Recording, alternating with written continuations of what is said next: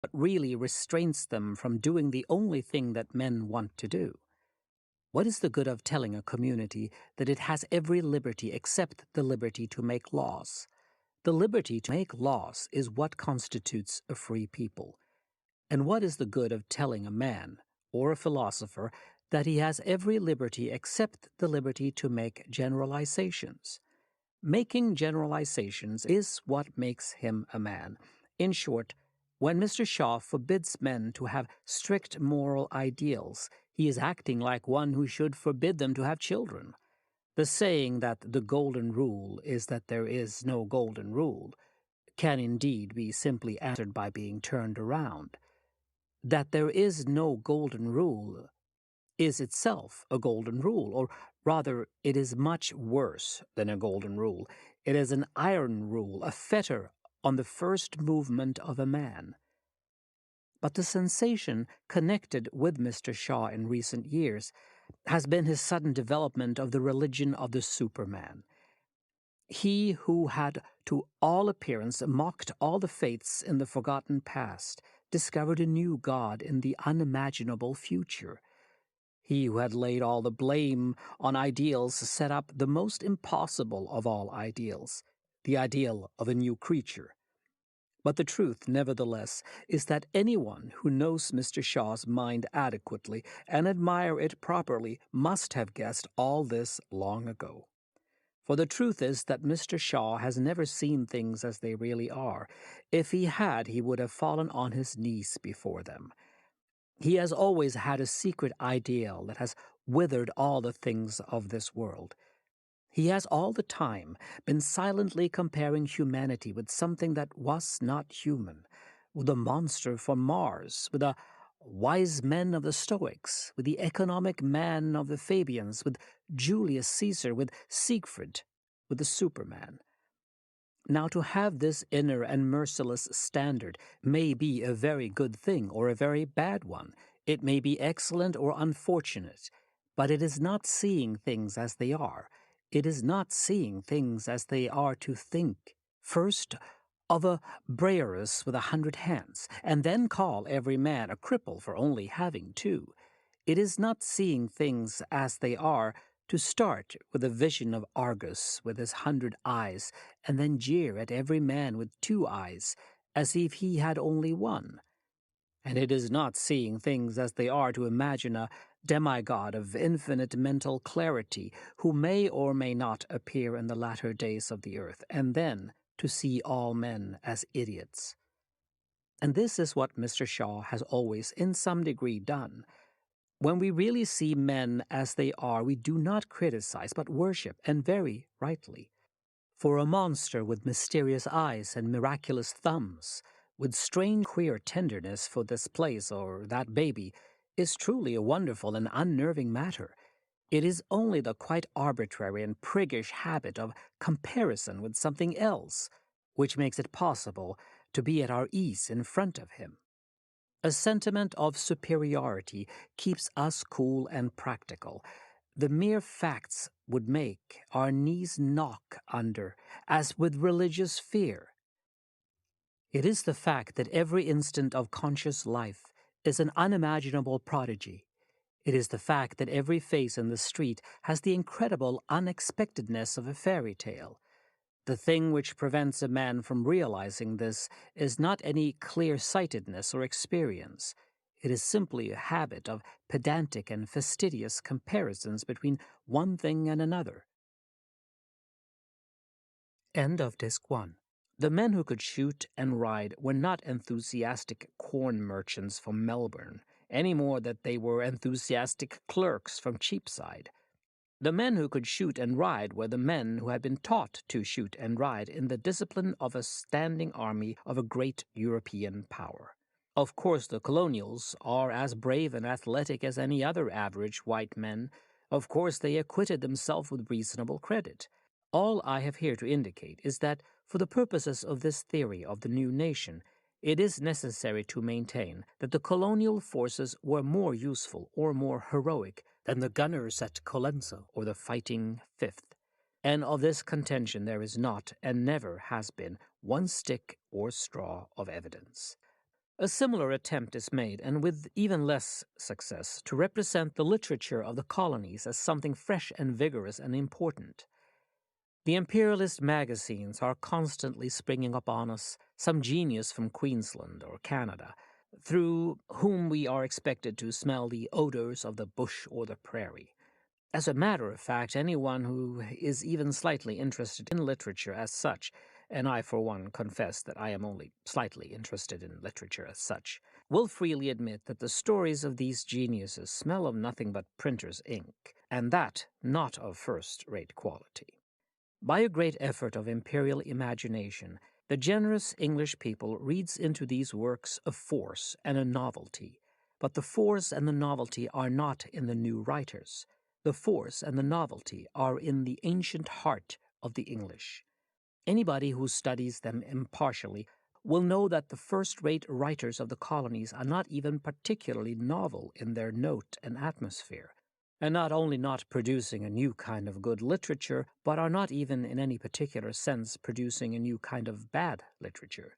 The first-rate writers of the new countries are really almost exactly like the second-rate writers of the old countries. Of course, they do feel the mystery of the wilderness, the mystery of the bush, for all simple and honest men feel this in Melbourne or Margate or South St. Pancras. But when they write most sincerely and most successfully, it is not with a background of the mystery of the bush, but with a background expressed or assumed of our own romantic Cockney civilization. What really moves their souls with a kindly terror is not the mystery of the wilderness, but the mystery of a hansom cab. Of course, there are some exceptions to this generalization. The one really arresting exception is Olive Schreiner, and she is quite as certainly an exception that proves the rule. Olive Schreiner is a fierce, brilliant, and realistic novelist, but she is all this precisely because she is not English at all. Her tribal kinship is with the country of Teniers and Martin Martins, that is, with the country of realists. Her literary kinship is with the pessimistic fiction of the continent, with the novelists whose very pity is cruel. Olive Schreiner is the one English colonial who is not conventional, for the simple reason that South Africa is the one English colony which is not English and probably never will be.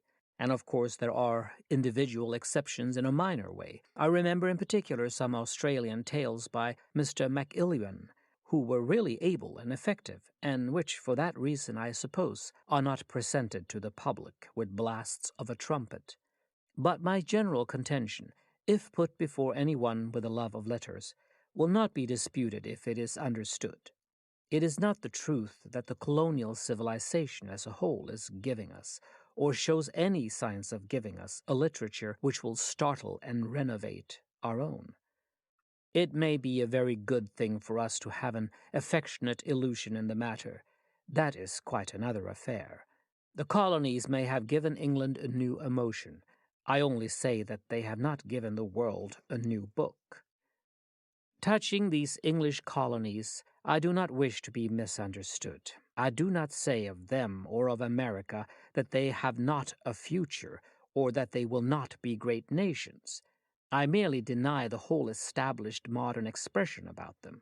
I deny that they are destined to have a future. I deny that they are destined to be great nations. I deny, of course, that any human thing is destined to be anything. All the absurd physical metaphors, such as youth and age, living and dying, are, when applied to nations, but pseudo-scientific attempts to conceal from men the awful liberty of their lonely souls. In the case of America, indeed, a warning to this effect is instant and essential. America, of course, like every other human thing, can in spiritual sense live or die as much as it chooses. But at the present moment, the matter which America has very seriously to consider is not how near it is to its birth and beginning, but how near it may be to its end. It is only a verbal question whether the American civilization is young. It may become a very practical and urgent question whether it is dying.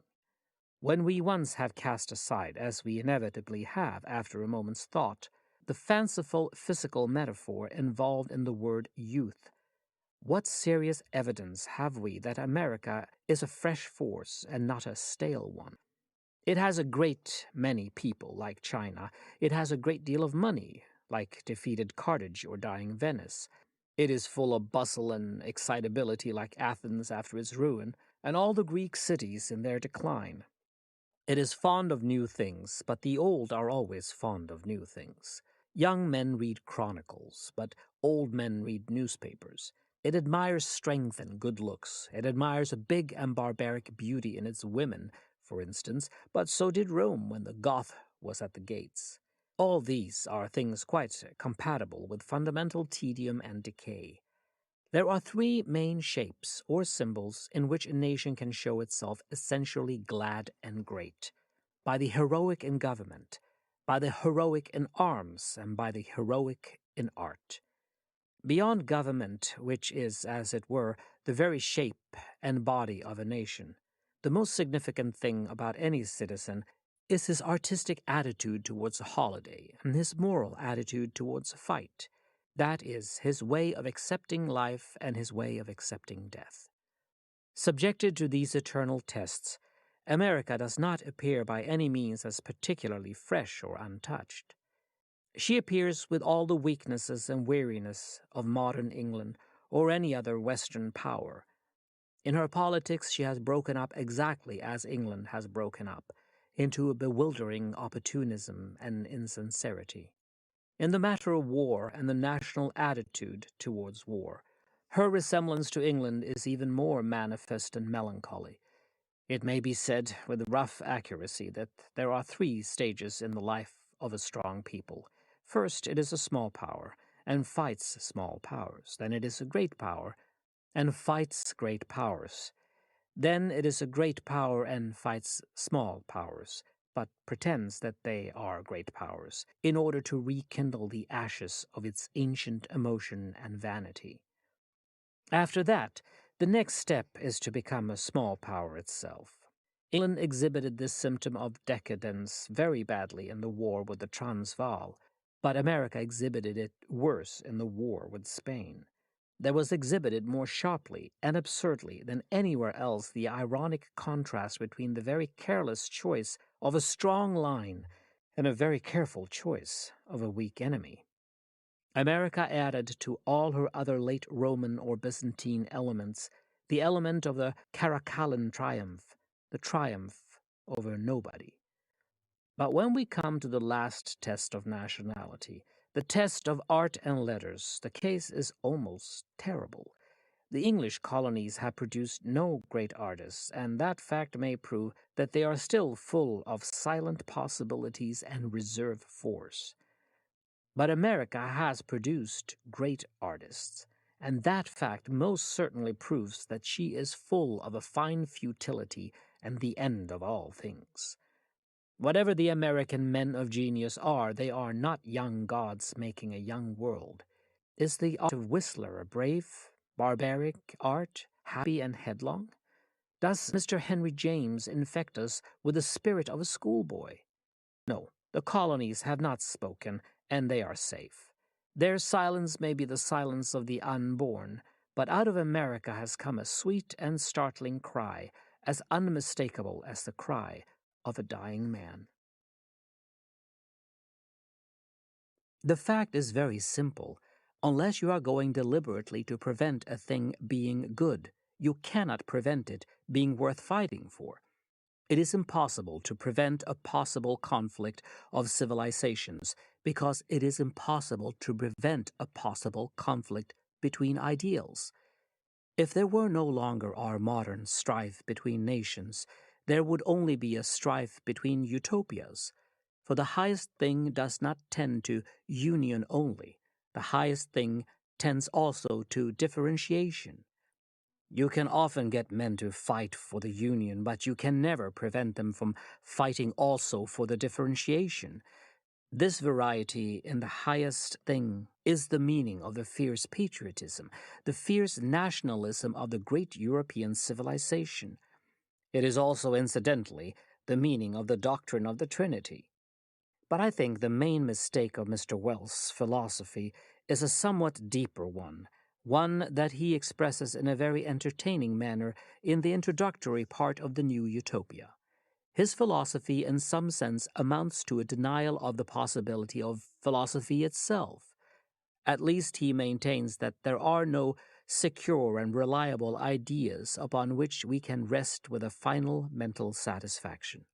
It will be both clearer, however, and more amusing to quote Mr. Wells himself. He says, "Nothing endures, nothing is precise and certain except the mind of a pedant. Being, indeed. There is no being but a universal becoming of individualities, and Plato turned his back on truth when he turned towards the museum of specific ideals." Mr. Wells says again, "There is no abiding thing in what we know. We change from weaker to stronger lights, and each more powerful light pierces our hitherto opaque foundations and reveals fresh and different opacities below." Now, when Mr. Wells says things like this, I speak with all respect when I say that he does not observe an evident mental distinction. It cannot be true that there is nothing abiding in what we know. For if that were so, we should not know it all and should not call it knowledge. Our mental state may be very different from that of somebody else some thousands of years back, but it cannot be entirely different, or else we should not be conscious of a difference. Mr. Wells must surely realize the first and simplest of the paradoxes that sit by the springs of truth. He must surely see that the fact of two things being different implies that they are similar. The hare and the tortoise may differ in the quality of swiftness, but they must agree in the quality of motion. The swiftest hare cannot be swifter than an isosceles triangle or the idea of pinkness. When we say the hare moves faster, we say that the tortoise moves. And when we say of a thing that it moves, we say, without need of other words, that there are things that do not move. And even in the act of saying that things change, we say that there is something unchangeable. But certainly the best example of Mr. Wells's fallacy can be found in the example which he himself chooses.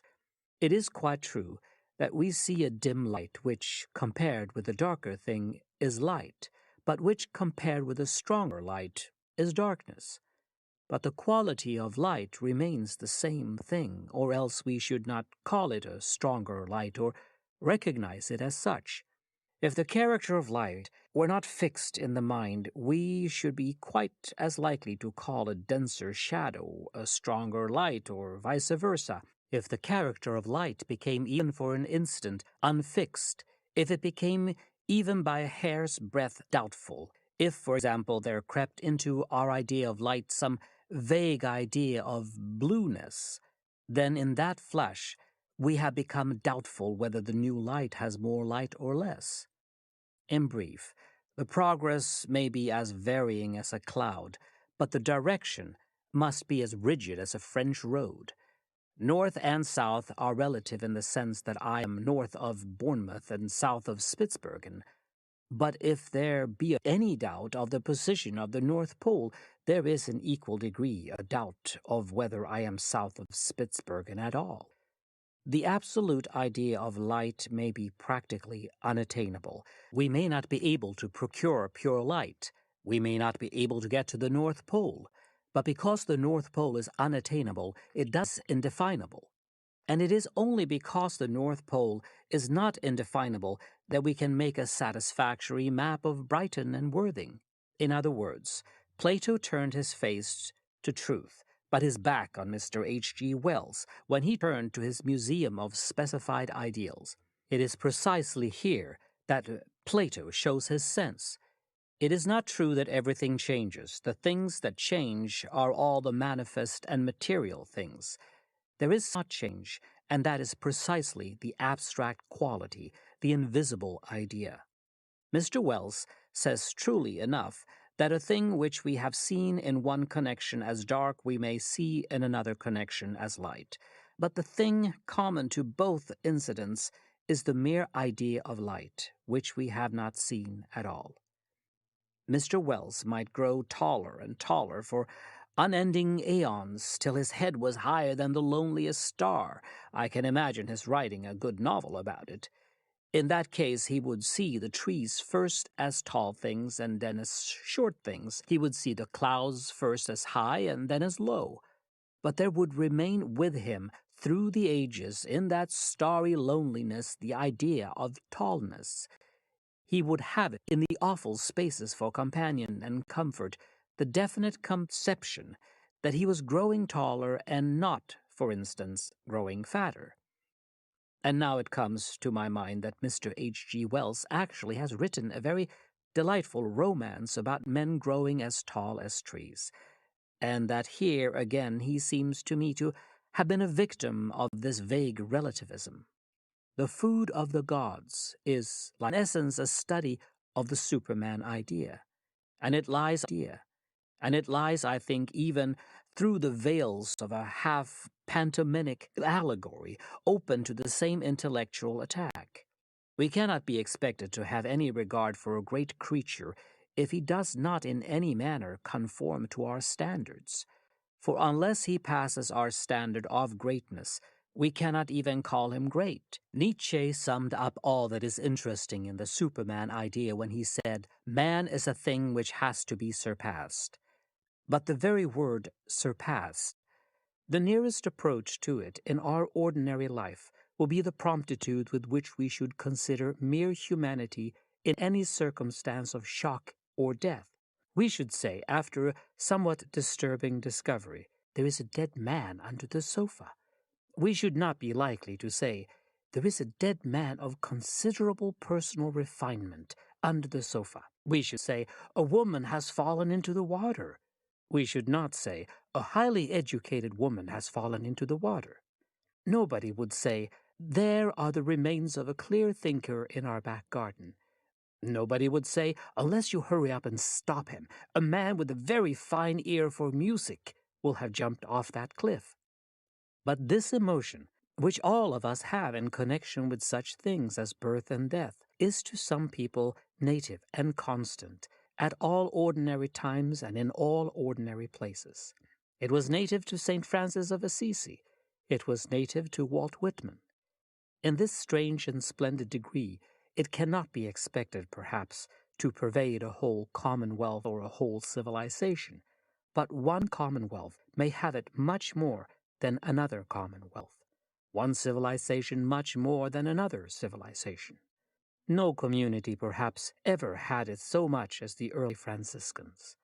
No community, perhaps, ever had it so little as ours. Everything in our age has, when carefully examined, this fundamentally undemocratic quality. In religion and morals, we should admit, in the abstract, that the sins of the educated classes were as great as, or perhaps greater than, the sins of the poor and ignorant. But in practice, the great difference between the medieval ethics and ours is that ours concentrate attention on the sins which are the sins of the ignorant, and practically deny that the sins which are the sins of the educated are sins at all. We are always talking about the sin of intemperate drinking, because it is quite obvious that the poor have it more than the rich. But we are always denying that there is any such thing as the sin of pride, because it would be quite obvious that the rich have it more than the poor. We are always ready to make a saint or prophet of the educated man who goes into a cottage to give a little kindly advice to the uneducated. But the medieval idea of a saint or prophet was something quite different. The medieval saint or prophet was an uneducated man who walked into grand houses to give a little kindly advice to the educated. The old tyrant had enough insolence to despoil the poor, but they had not enough insolence to preach to them. It was the gentleman who oppressed the slums, but it was the slums that admonished the gentleman. And just as we are undemocratic in faith and morals, so we are, by the very nature of our attitude in such matter, undemocratic in the tone of our practical politics. It is a sufficient proof that we are not an essentially democratic state, that we are always wondering what we shall do with the poor. If we were democrats, we would be wondering what the poor will do with us. With us, the governing class is always saying to itself, what laws shall we make? In a purely democratic state, it would be always saying, what laws can we obey? A purely democratic state, perhaps, there has never been, but even the feudal ages were in practice thus far democratic, that every feudal potentate knew that any laws which he made would in all probability return upon himself. His feathers might be cut off for breaking a sumptuary law, his head might be cut off for high treason, but the modern laws are almost always laws made to affect the governed class, but not the governing. We have public house licensing laws, but not sumptuary laws. That is to say, we have laws against the festivity and hospitality of the poor, but no laws against the festivity and hospitality of the rich. We have laws against blasphemy, that is, against a kind of coarse and offensive speaking in which nobody but a rough and obscure man would be likely to indulge. But we have no laws against heresy, that is, against the intellectual poisoning of the whole people, in which only a prosperous and prominent man would be likely to be successful. The evil of aristocracy is not that it necessarily leads to the infliction of bad things or the suffering of sad ones. The evil of aristocracy is that it places everything in the hands of a class of people who can always inflict what they can never suffer. Whether what they inflict is, in their intention, good or bad, they become equally frivolous. The case against the governing class of modern England is not in the least that it is selfish. If you like, you may call the English oligarchs too fantastically unselfish. The case against them simply is that when they limit themselves, we are undemocratic then in our religion, as is proved by our efforts to raise the poor. We are undemocratic in our government, as is proved by our innocent attempt to govern them well. But above all, we are undemocratic in our literature, as is proved by the torrent of novels about the poor and serious studies of the poor which pour from our publishers every month. And the more modern the book is, the more certain it is to be devoid of democratic sentiment. A poor man is a man who has not got much money. This may seem a simple and unnecessary description, but in the face of a great mass of modern fact and fiction, it seems very necessary indeed. Most of our realists and sociologists talk about a poor man as if he were an octopus or an alligator. There is no more need to study the psychology of poverty than to study the psychology of bad temper, or the psychology of vanity, or the psychology of animal spirits. A man ought to know something of the emotions of an insulted man, not by being insulted, but simply by being a man. And he ought to know something of the emotions of a poor man, not by being poor, but simply by being a man. Therefore, in any writer who is describing poverty, my first objection to him will be that he has studied his subject. A democrat would have imagined it. A great many hard things have been said about religious slumming and political or social slumming, but surely the most despicable of all is artistic slumming. The religious teacher is at least supposed to be interested in the costermongers because he is a man. The politician is in some dim and perverted sense interested in the costermongers because he is a citizen. It is only a wretched writer who is interested in the costermonger merely because he is a costermonger. Nevertheless, so long as he is merely seeking impressions, or in other words, copy, his trade, though dull, is honest. But when he endeavors to represent that he is describing the spiritual core of a costermonger, his dim vices and his delicate virtues, then we must object that his claim is preposterous. End of Disc 5. Chapter 9. The New Theology. The ravages caused by the New Catechism are already visible in the generation which has been exposed to it. As required by the Sacred Congregation for Seminaries and Universities since 1970, I had included in the plan of studies for my seminaries 1 year's spirituality at the beginning of the course. Spirituality includes the study of asceticism, mysticism, a training in meditation and prayer, deepening the notions of virtue, supernatural grace, the presence of the Holy Ghost. But very soon we had to think again. We realized that these young men, who had come with a strong desire to become true priests and having an interior life deeper than many of their contemporaries, and accustomed to prayer, were lacking any fundamental ideas of our faith. They had never learnt them. During the year of spirituality, we had to teach them the catechism. I have many times told the story of the birth of Econ.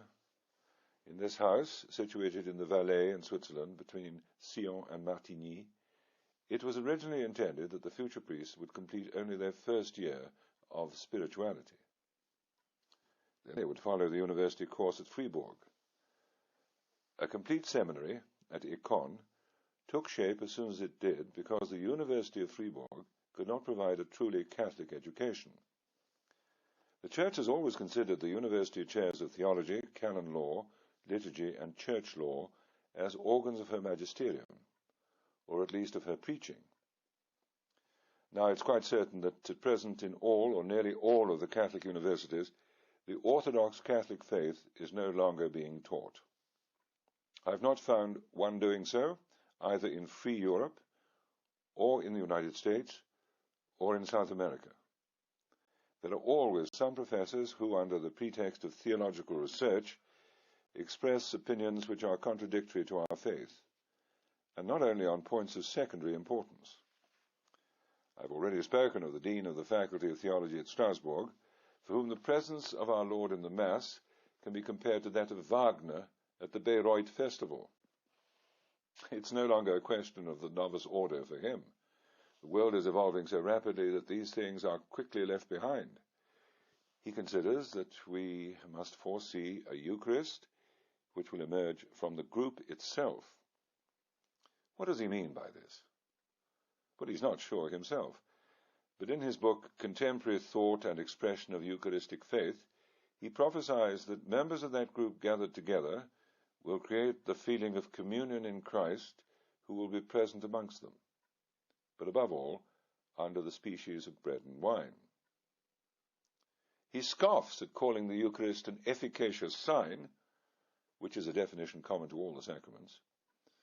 He says, that is ridiculous. We can no longer say that sort of thing. In our day, it no longer makes sense.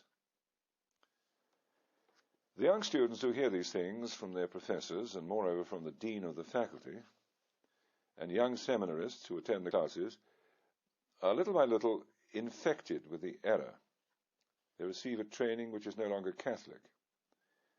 It's the same for those who, not long ago, heard a Dominican professor at Fribourg assuring them that premarital relations are both normal and desirable. My own seminarists knew another Dominican who taught them to compose new versions of the canon of the Mass. He said, it isn't difficult. Here are a few principles you can easily use when you are priests. We could go on with examples like this. Smulders, at the Theological Faculty in Amsterdam, suspects that St. Paul and St. John invented the concept of Jesus as Son of God, and thus he rejects the dogma of the Incarnation. Schillebeeckx, at the University of Nijmegen, comes out with the most outrageous ideas. He's invented transsignification, subjecting the dogma of transubstantiation to the conditions of each period of history, and he assigns a social and temporal definition to the doctrine of salvation. Küng, at Tübingen, before he was forbidden to teach in a chair of Catholic theology, questioned the mystery of the Blessed Trinity, of the Virgin Mary, and the sacraments, and described Jesus as a public storyteller lacking all theological training. Snackenburg, at the University of Würzburg, accuses St. Matthew of having forged the confession, Thou art the Christ, in order to authenticate the primacy of Peter. Rahner, who died recently, minimized tradition in his lectures at the University of Munich, virtually denying the Incarnation by always speaking of our Lord as a man naturally conceived, denying original sin and the Immaculate Conception, and recommending theological plurality. All these people are praised to the skies by the leading spokesman of neo-modernism. They have the support of the press in such a way that their theories assume importance in the eyes of the public, and their names are known to all. They thus appear to represent the entirety of theology and gain support for the idea that the Church has changed. They've been able to continue their subversive teaching for many years, interrupted sometimes by mild sanctions. The popes issue regular reminders of the limits of the theologian's competence.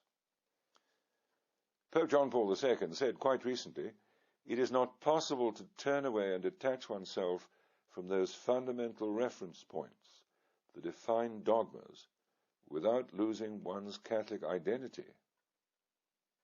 Schillebergs, Kung, and Poirier have been reprimanded, but have not suffered sanctions. The last name, Poirier, for a book in which he denies the bodily resurrection of Christ. And who would have imagined that the Roman universities, including the Gregorian, under the pretext of theological research, the most incredible theories are allowed regarding the relationship of church and state, divorce, and other fundamental questions. There is no doubt that abolishing the Holy Office, which had always been seen by the Church as the tribunal of the faith, has favored these abuses. Until then, anyone, layman, priest, or, a fortiori, a bishop, could submit to the Holy Office any text, any article, and ask whether the Church thought the writing was in conformity or not with the Catholic doctrine.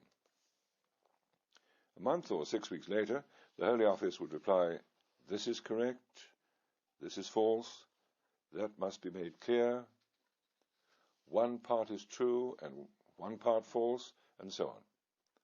Every document was thus examined and judged definitively. Does it shock you to learn that the writings of another person could be submitted to a tribunal? But what happens in civil society? Is there not a constitutional council to decide what is and what is not in conformity with the Constitution? Are there not tribunals to deal with cases affecting private individuals and groups? We can even ask a judge to intervene in cases of public morality, against an offensive poster, or against a magazine sold openly, if the cover constitutes an outrage against good morals, although the limits of what is permitted have widened considerably in recent times in many countries. But in the Church, a tribunal was no longer acceptable. We could no longer judge or condemn. The modernists, like the Protestants, have singled out from the Gospels their favorite phrase, "Thou shalt not judge." But they ignore the fact that immediately after our Lord said, "Beware of false prophets. By their fruits you shall know them." A Catholic must not make ill-considered judgments on the faults and personal actions of his brethren. But Christ has commanded him to preserve his faith. And how can he do this without casting a critical eye upon what he is given to read or to hear? Any dubious opinion could be submitted to the magisterium. That was the purpose of the Holy Office. But since the Reform, the Holy Office has defined itself as the Office for Theological Research. That's a considerable difference. I remember asking Cardinal Brown, the former Superior General of the Dominicans, who had long been at the Holy Office, I asked him, "Your Eminence, do you have the impression that this is a radical change, or merely superficial and outward?" "Oh, no," he replied. "The change is fundamental." This is why we must not be surprised if little or nothing is now condemned, if the Tribunal for the Faith of the Church no longer fulfills its duty towards theologians and all those who write on religious topics. It follows from this that errors are everywhere. They spread from the university chairs to the catechisms and to the remotest parish presbyteries. The poison of heresy ends by contaminating the whole church. The ecclesiastical magisterium is in a very serious crisis. The most absurd reasoning is used to support the activity of these soi-disant theologians.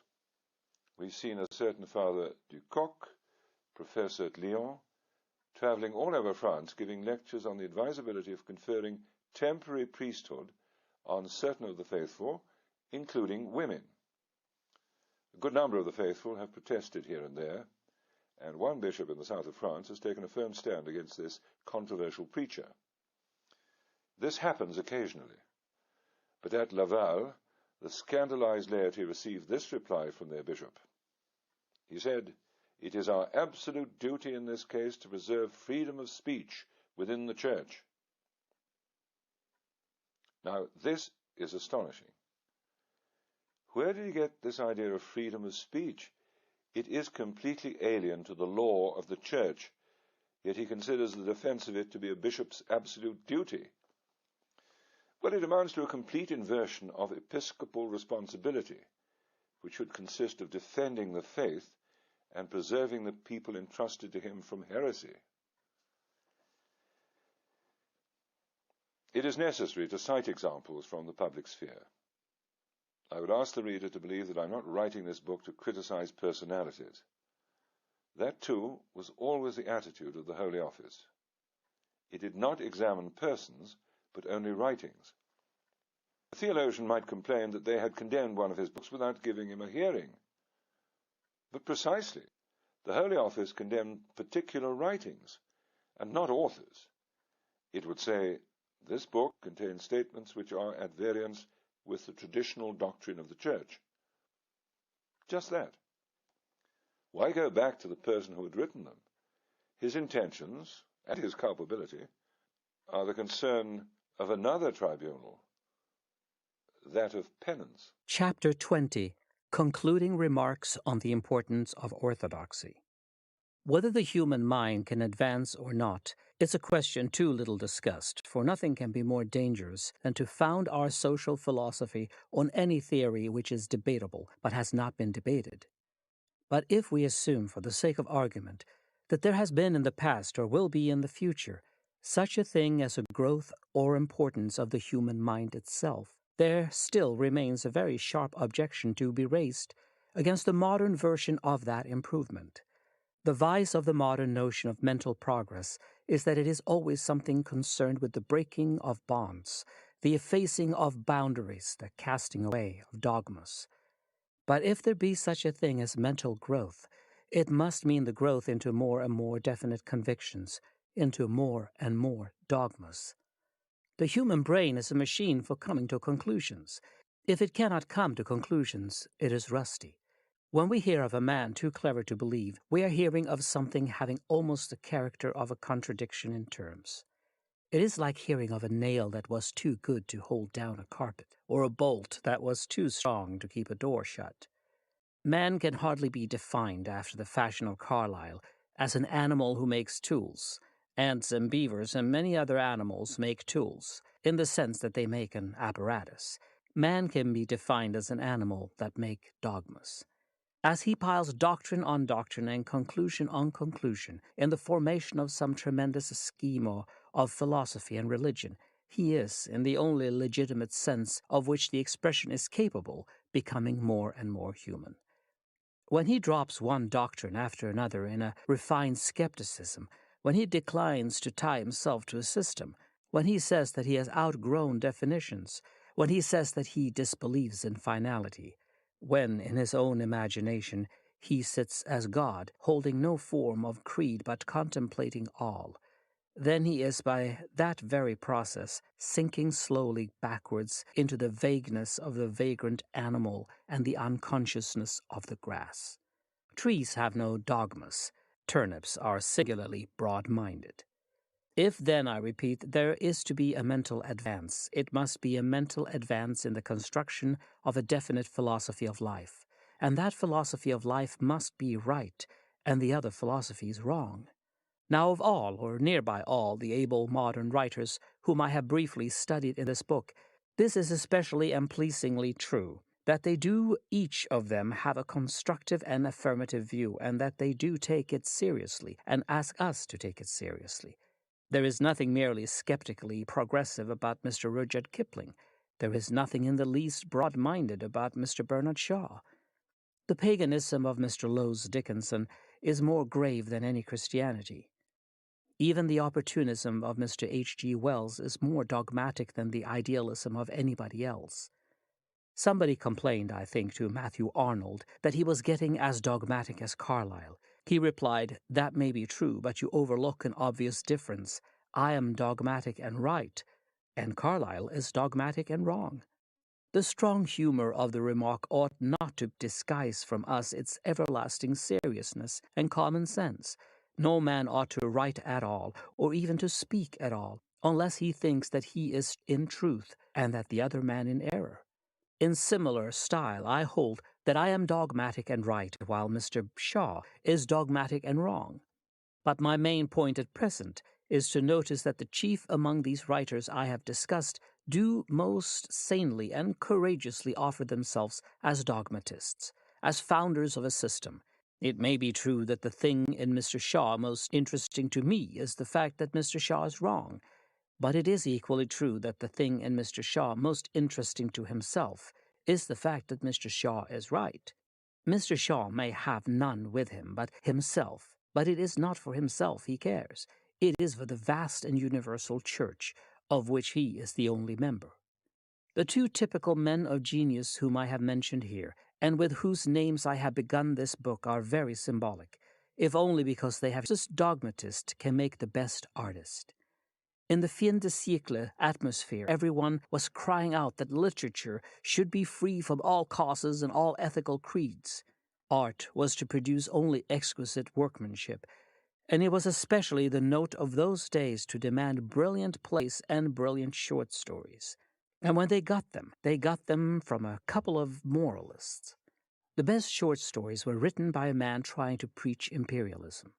The best plays were written by a man trying to preach socialism. All the art of all the artists looked tiny and tedious beside the art which was a byproduct of propaganda. The reason, indeed, is very simple. A man cannot be wise enough to be a great artist without being wise enough to wish to be a philosopher. A man cannot have the energy to produce good art without having the energy to wish to pass beyond it. A small artist is content with art. A great artist is content with nothing except everything. So we find that when real forces, good or bad, like Kipling and GBS enter our arena, they bring with them not only startling and arresting art, but very startling and arresting dogmas. And they care even more and desire us to care even more about their startling and arresting dogmas than about their startling and arresting art. Mr. Shaw is a good dramatist, but what he desires more than anything else to be is a good politician. Mr. Rudyard Kipling is by divine caprice and natural genius an unconventional poet, but what he desires more than anything else to be is a conventional poet. He desires to be the poet of his people, bone of their bone and flesh of their flesh, understanding their origins, celebrating their destiny. He desires to be a poet laureate, a most sensible and honorable and public-spirited desire. Having been given by the gods originality, that is, disagreement with others, he desires divinely to agree with them. But the most striking instance of all, more striking, I think, even than either of these, is the instance of Mr. H.G. Wells. He began in a sort of insane infancy of pure art. He began by making a new heaven and a new earth, with the same irresponsible instinct by which men buy a new necktie or buttonhole. He began by trifling with the stars and systems in order to make ephemeral anecdotes. He killed the universe for a joke. And he has since become more and more serious, and has become, as men inevitably do when they become more and more serious, more and more parochial. He was frivolous about the twilight of the gods, but he is serious about the London omnibus. He was careless in The Time Machine, for that dealt only with the destiny of all things, but he is careful and even cautious in Mankind in the Making, for that deals with the day after tomorrow.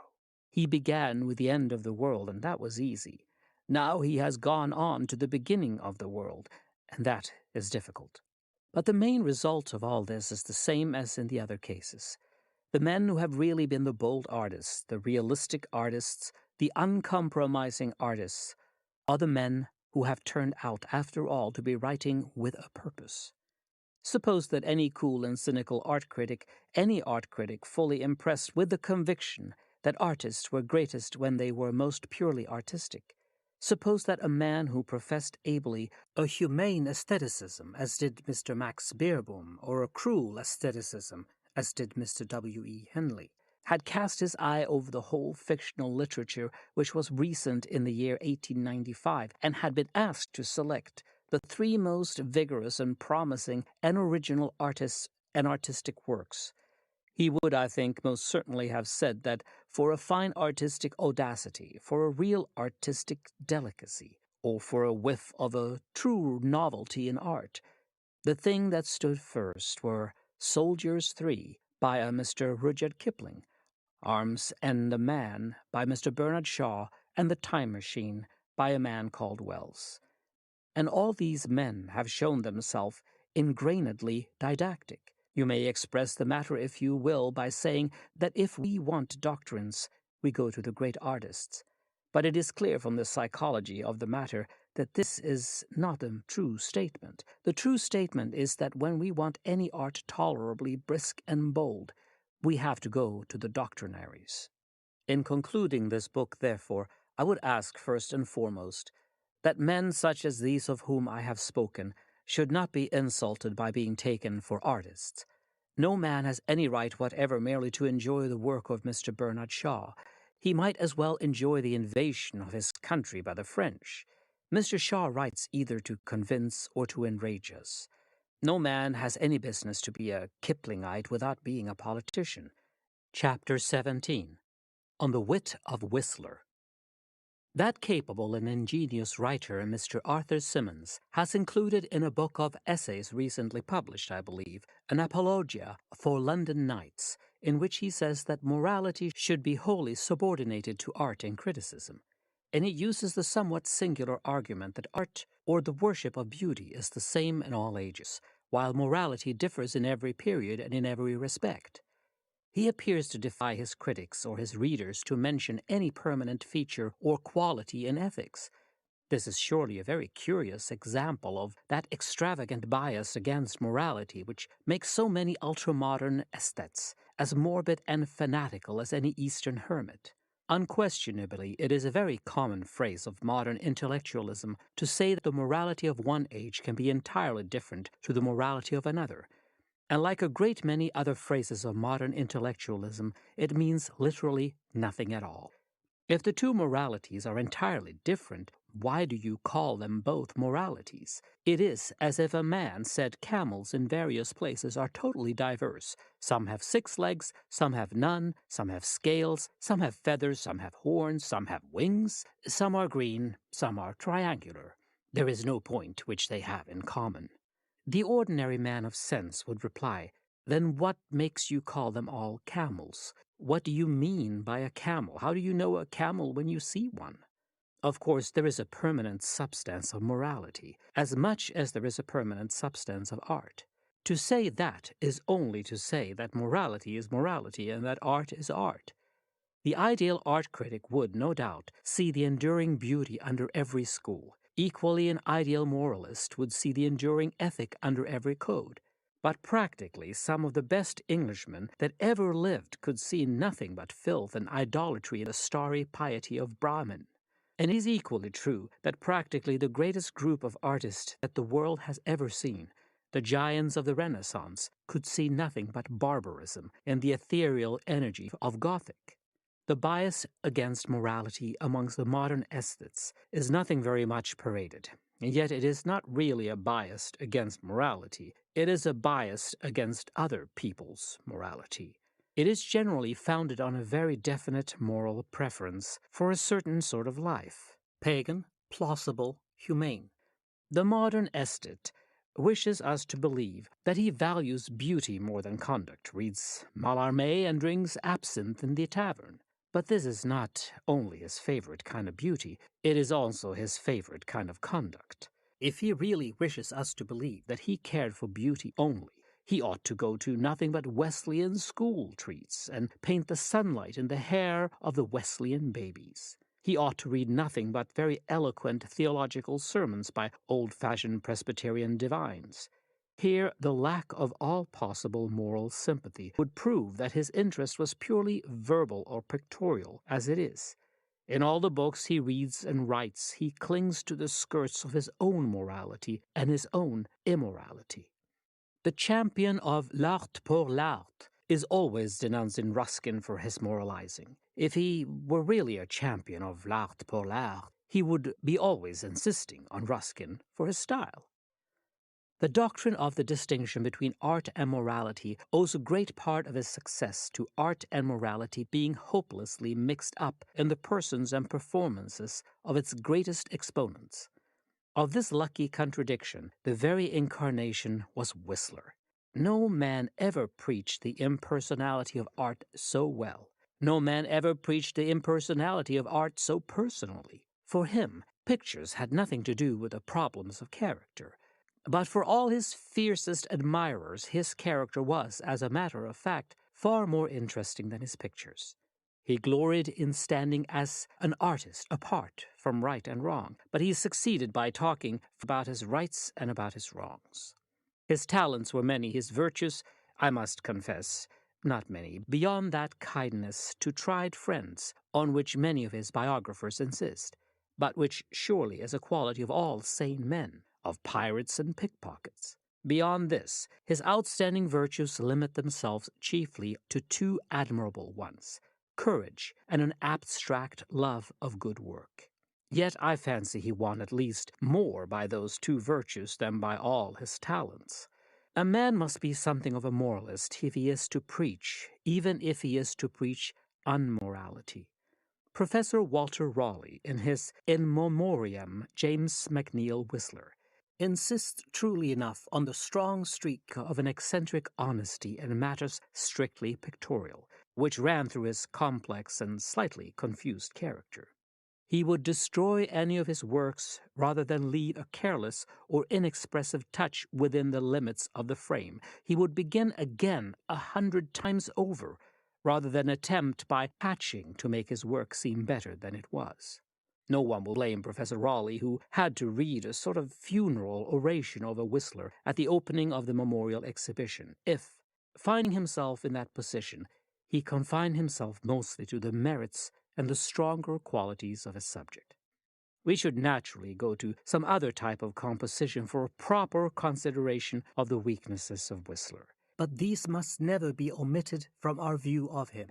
Indeed, the truth is that it was not so much a question of the weaknesses of Whistler as of the intrinsic and primary weaknesses of Whistler. He was one of those people who live up to their emotional incomes, who are always taut and tingling with vanity. Hence he had no strength to spare. Hence he had no kindness, no geniality, for geniality is almost definable as strength to spare. He had no godlike carelessness. He never forgot himself. His whole life was, to use his own expression, an arrangement. He went in for the art of living, a miserable trick. In a word, he was a great artist, but emphatically not a great man. In this connection, I must differ strongly with Professor Raleigh upon what is, from a superficial, literal point of view, one of his most effective points. He compares Whistler's laughter to the laughter of another man who was a great man as well as a great artist. His attitude to the public was exactly the attitude taken up by Robert Browning, who suffered a long period of neglect and mistake, in those lines of The Ring and the Book. Well, British public, ye who like me not, God loves you, ever laugh. At the dark question, laugh it, I'd laugh first. Mr. Whistler, adds Professor Raleigh, always laughed first. The truth is, I believe that Whistler never laughed at all. There was no laughter in his nature because there was no thoughtlessness and self-abandonment, no humility. I cannot understand anybody reading The Gentle Art of Making Enemies and thinking that there is any laughter in the wit. His wit is a torture to him. He twists himself into arabesques of verbal felicity. He is full of a fierce carefulness. He is inspired with the complete seriousness of sincere malice. He hurts himself to hurt his opponent. Browning did laugh because Browning did not care. Browning did not care because Browning was a great man. And when Browning said in brackets to the simple, sensible people who did not like his books, "God love you," he was not sneering in the least. He was laughing. That is to say, he meant exactly what he said. Chapter 19. The Econ Seminary and Rome. Perplexed readers, you are perhaps among those who observe the course of events with sadness and anguish, but are nevertheless afraid to attend a true Mass, in spite of the desire to do so, because they have been persuaded that this Mass is forbidden. You may be one of those who no longer follow the priests in anoraks, but who view with some distrust the priests in cassocks, as if they were under some kind of censure. Is not the bishop who ordained them suspended ad divinis? You're afraid of putting yourself out of the church. This fear is of praiseworthy origin, but it is uninformed. I want to tell you what the position is about these sanctions which have been given such prominence and caused such loud rejoicing among the Freemasons and the Marxists. To understand it properly, a little history is needed. When I was sent to Gabon as a missionary, my bishop immediately appointed me as professor at the seminary of Libreville, where for 6 years I formed seminarians, of whom some later received the grace of the episcopate. When I became a bishop in my turn at Dakar, my principal concern should be to look for vocations, to form the young men who responded to the call of God, and lead them to the priesthood. I had the job of conferring the priesthood on one destined to be my successor at Dakar, Monsignor Tiadoum, and on Monsignor Dion, the present Archbishop of Thiès in Senegal. Returning to Europe to take up the position of Superior General of the Holy Ghost Fathers, I tried to maintain the essential values of priestly formation. I have to admit that already by then, at the beginning of the 60s, the pressure was such, and the difficulties so considerable, that I could not achieve the results I wanted. I could not keep the French seminary in Rome, which was placed under the authority of our congregation, on the same right lines as when we were there ourselves between 1920 and 1930. I resigned in 1968 in order not to endorse the reform undertaken by the General Chapter in a direction contrary to Catholic tradition. Already, before that date, I was getting numerous calls from families and from priests asking me where to send young men desiring to enter the priesthood. I admit that I was very hesitant. Freed from my responsibilities, and at a time when I was thinking of my mind turned to the University of Fribourg in Switzerland, still orientated towards Thomist doctrine. The bishop, Monsignor Charrière, received me with open arms. I rented a house, and we received 9 seminarians who followed the university course, and the rest of the time led the life of a real seminary.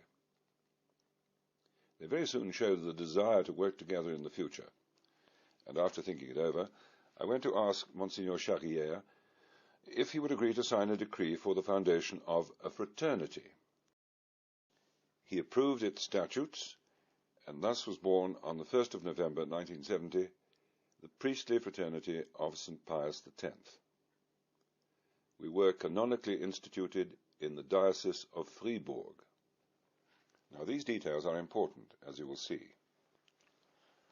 A bishop has the right canonically to establish in his diocese associations which Rome recognizes ipso facto. It follows from this that if a succeeding bishop wishes to suppress an association or fraternity, he cannot do so without recourse to Rome. The authority of Rome protects what the first bishop has created, so that associations are not subjected to an insecurity harmful to their development. This is how it's willed by the law of the Church. The priestly society of St. Pius X is consequently recognized by Rome in a perfectly legal manner, although this is by diocesan and not by pontifical decree, the latter not being absolutely necessary. There exist hundreds of religious congregations founded on diocesan decrees, which have houses throughout the world. When the Church recognizes a foundation or diocesan association, she accepts that it will train its own members. If it is a religious congregation, she accepts that there will be a novitiate or house of formation. For us, this means our seminaries. On the 18th of February 1971, Cardinal Wright, prefect of the Sacred Congregation for the Clergy, sent me a letter of encouragement in which he expressed confidence that the fraternity would be well able to fit in with the objectives sought by the Council in this holy dicastery, with a view to supplying clergy for the world. That's how the letter put it. However, in November 1972, at the plenary assembly of the French bishops at Lourdes, it was called a rebel seminary, without protest from any bishops present, although they must certainly have known the juridical situation of the... Why did they consider us rebels? Because we did not give the key of the house to seminarians to go out in the evenings when they felt like it. Because we did not let them watch television from 8 p.m. to 11 p.m. Because they did not wear polo necks and went to Mass every morning, instead of staying in bed until the first lecture. The prefect of the Congregation for Catholic Education, whom I met at that time, said to me, "You are not directly answerable to me, and I have only one thing to say to you. Follow the ratio fundamentalis that I've laid down for the foundation of seminaries, which all seminaries must follow." That's what he said. Now, the ratio fundamentalis provides that Latin should still be taught in a seminary, and that the study should be pursued according to the doctrine of St. Thomas. So I allowed myself to reply, "Your Eminence, I believe we are one of the few who do follow it." Well, this is even more true today, and the ratio fundamentalis is still in force. So what are they reproaching us with? When it became necessary to open a real seminary, and I had rented the house at Écon, a former rest house of the great St. Bernard monks, I went to see Monsignor Adam, Bishop of Sion, who gave me his consent. This establishment was not the result of a long thought-out plan that I had made. It thrust itself upon me providentially. I had said, if the work expands worldwide, that will be the sign that God is with us. From year to year, the number of seminarians increased. In 1970, there were 11 entrants, and in 1974, 40. The innovators became increasingly worried. It was obvious that if we were training seminarians, it was to ordain them, and that the future priests would be faithful to the Mass of the Church, the Mass of tradition, the Mass of all time. There's no need to look any further for reasons for the attacks on us. One would not find any others. Écon appeared as a danger for the neo-modernist church, and it was important to guard against it before it was too late. So it was that on the 11th of November 1974, there arrived at the seminary, with the first snows, 2 apostolic visitors sent by a commission appointed by Paul VI, and consisting of 3 cardinals, Garonne, Wright, and Tabera, this last being prefect of the Sacred Congregation for Religious. Well, they, that's to say the apostolic visitors, questioned 10 professors and 20 of the 104 students present, as well as myself, and departed 2 days later, leaving a disagreeable impression behind them. They had made some scandalous remarks to the seminarians considering the ordination of married men to be normal, declaring that they did not acknowledge an immutable truth, and expressing doubts about the traditional conception of our Lord's resurrection. Of the seminary they said nothing, and they left no formal statement. After which, angry at the remarks they had made, I published a declaration which began with these phrases: "We adhere with all our heart and all our soul to Catholic Rome, guardian of the Catholic faith, and the traditions necessary to maintain it, and to eternal Rome, mistress of wisdom and truth. On the other hand, we refuse, and have always refused to follow the Rome of the neo-modernists and the new Protestant trend, which was clearly evident in the Second Vatican Council and after the Council in all the reforms which flowed from it. That's what I said. The words were no doubt rather sharp, but they expressed and still express my thinking. It was on account of this text that the Commission of Cardinals decided to bring about our downfall, because they could not do so on account of the way the seminary was run.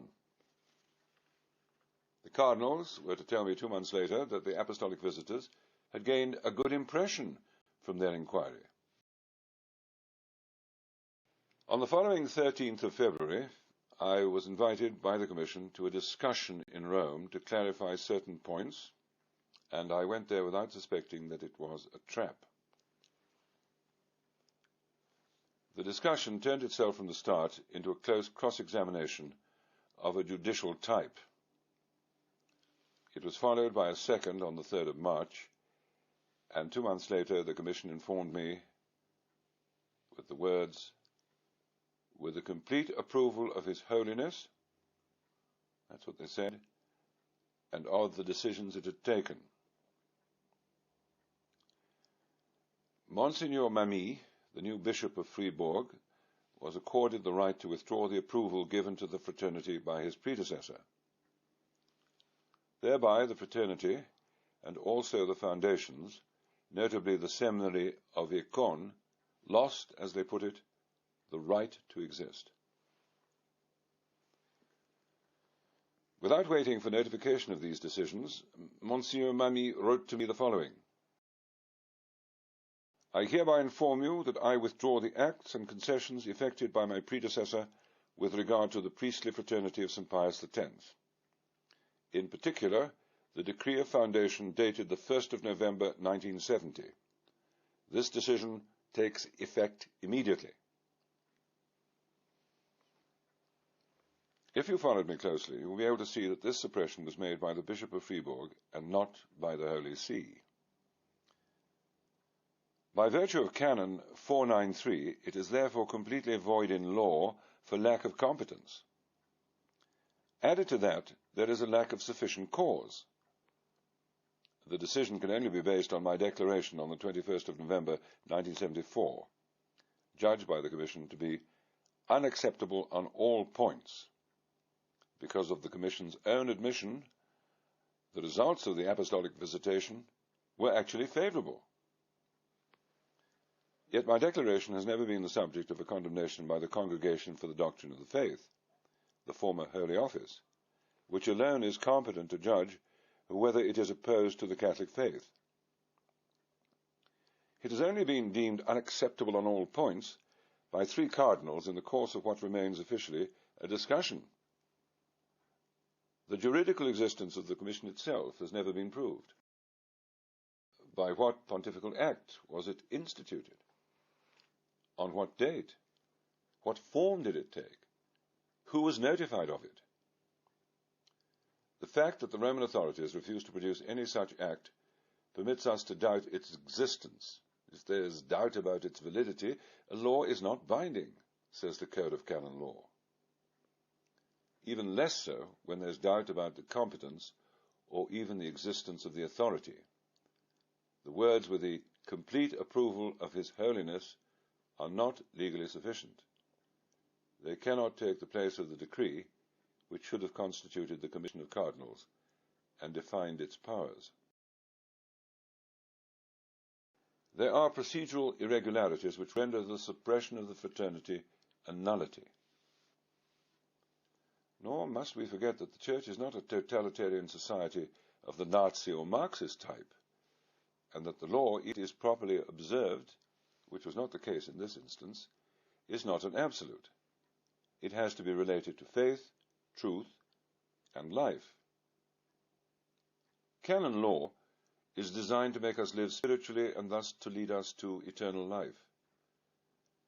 If this law is used to prevent us from attaining it, or, as it were, to abort our spiritual life, we are obliged to disobey exactly in the same way that citizens are obliged to disobey the abortion laws of the state. To return to the juridical aspect, I entered 2 successive appeals before the Apostolic Signatura, which is more or less the equivalent of a court of appeal in civil law. The Cardinal Secretary of State, Monsignor Villot, forbade the Supreme Tribunal of the Church to entertain them, which amounts to an interference by the executive in the judiciary. Heretics, Disc 3. The whole modern world is pining for genuinely sensational journalism. This has been discovered by that very able and honest journalist, Mr. Blatchford, who started his campaign against Christianity, warned on all sides, I believe, that it would ruin his paper, but who continued from an honorable sense of intellectual responsibility.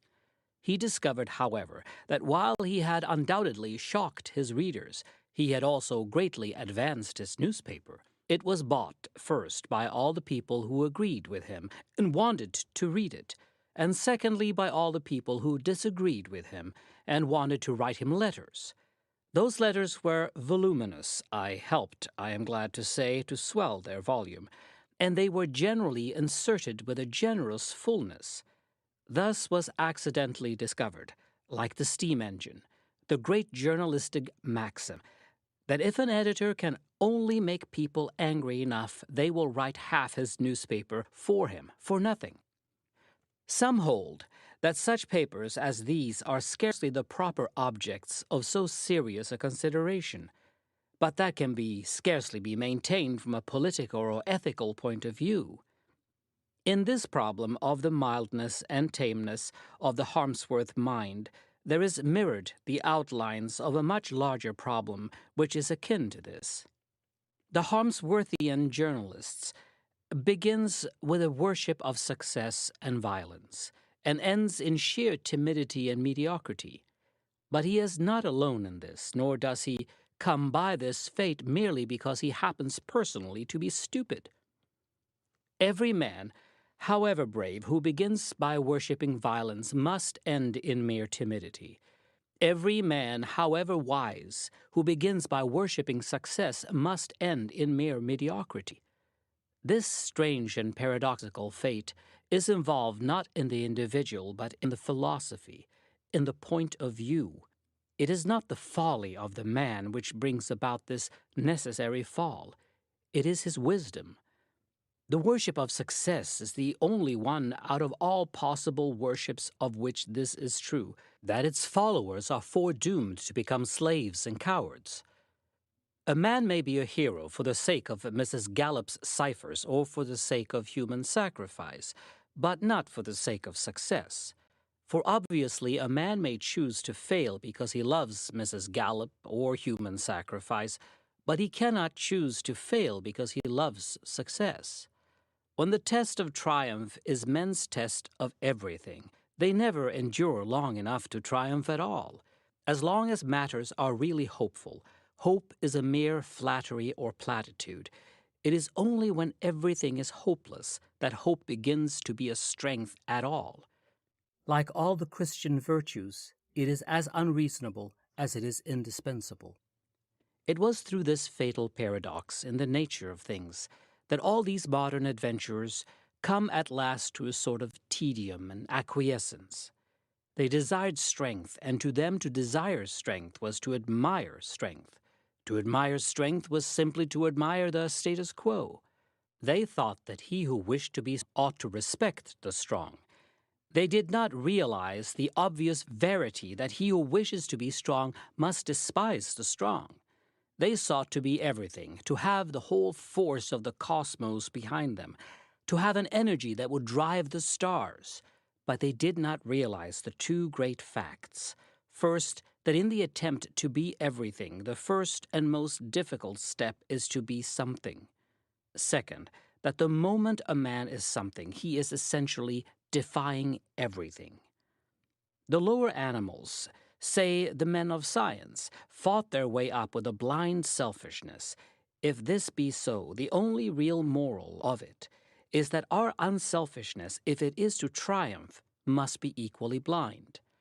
The mammoth did not put his head on one side and wonder whether mammoths were a little out of date.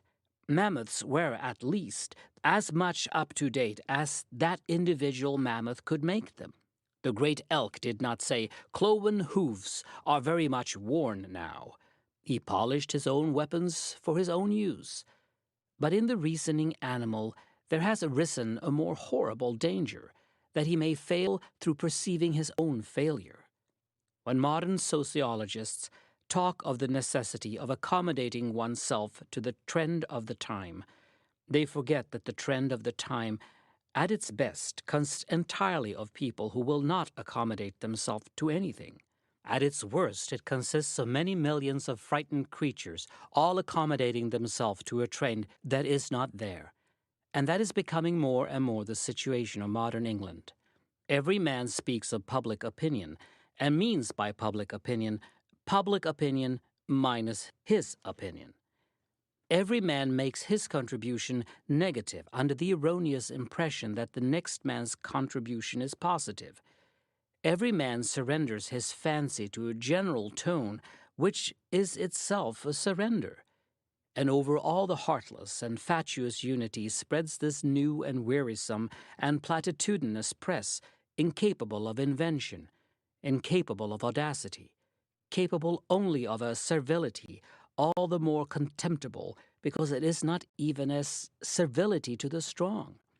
But all who begin with force and conquest will end in this. The chief characteristic of the new journalism is simply that it is bad journalism.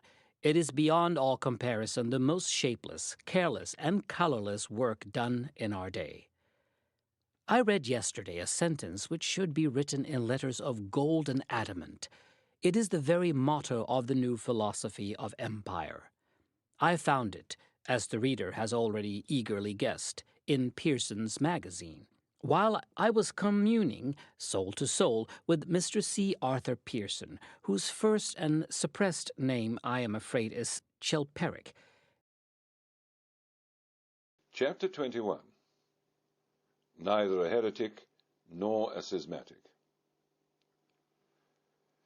My statement of the 21st of November 1974, which triggered off the proceedings of which I have spoken, ended with these words. I said, "In doing so, we are convinced of remaining loyal to the Catholic and Roman Church and to all the successors of Peter, and of being faithful dispensers of the mysteries of our Lord Jesus Christ." When publishing the text, the Osservatore Romano, the Vatican newspaper, omitted this paragraph. For 10 years and more, our opponents have been set on casting us out of the Church's communion by presenting us as not accepting the Pope's authority. It would be very convenient to turn us into a sect and declare us schismatics. How many times the word schism has been applied to us. I've not ceased repeating that if anyone separates himself from the Pope, it will not be me. The question comes down to this. The power of the Pope within the Church is supreme, but not absolute and limitless, because it is subordinate to the divine authority which is expressed in tradition, Holy Scripture, and the definitions already promulgated by the Church's magisterium. In fact, the limits of papal power are set by the ends for which it was given to Christ's vicar on earth, ends which Pius IX clearly defined in the Constitution Pastor Aeternus of the First Vatican Council. So in saying this, I am not expressing a personal theory. Blind obedience is not Catholic. Nobody is exempt from responsibility for having obeyed man rather than God, if he accepts orders from a higher authority, even the Pope, when these are contrary to the will of God, as it is known with certainty from tradition. It is true that one cannot envisage such an eventuality when the papal infallibility is engaged, but this happens only in a limited number of cases. It is an error to think that every word uttered by the Pope is infallible. Nevertheless, I'm not among those who insist or insinuate that Paul VI was a heretic, and therefore, by that very fact, no longer Pope. John Paul I and John Paul II would not then have been legitimately elected. This is the position of those called sedevacantists. It has to be admitted that Paul VI has posed a serious problem for the consciences of the faithful. This pontiff has done more harm to the Church than the French Revolution.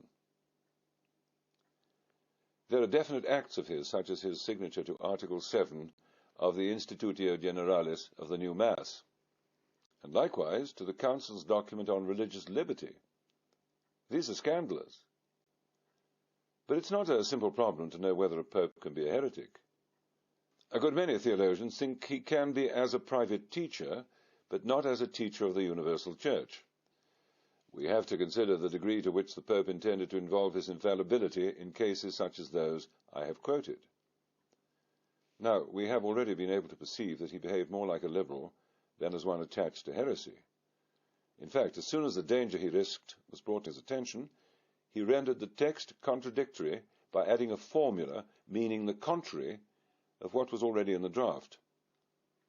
A well-known example is the explanatory foreword to the Council's Constitution Lumen Gentium on collegiality.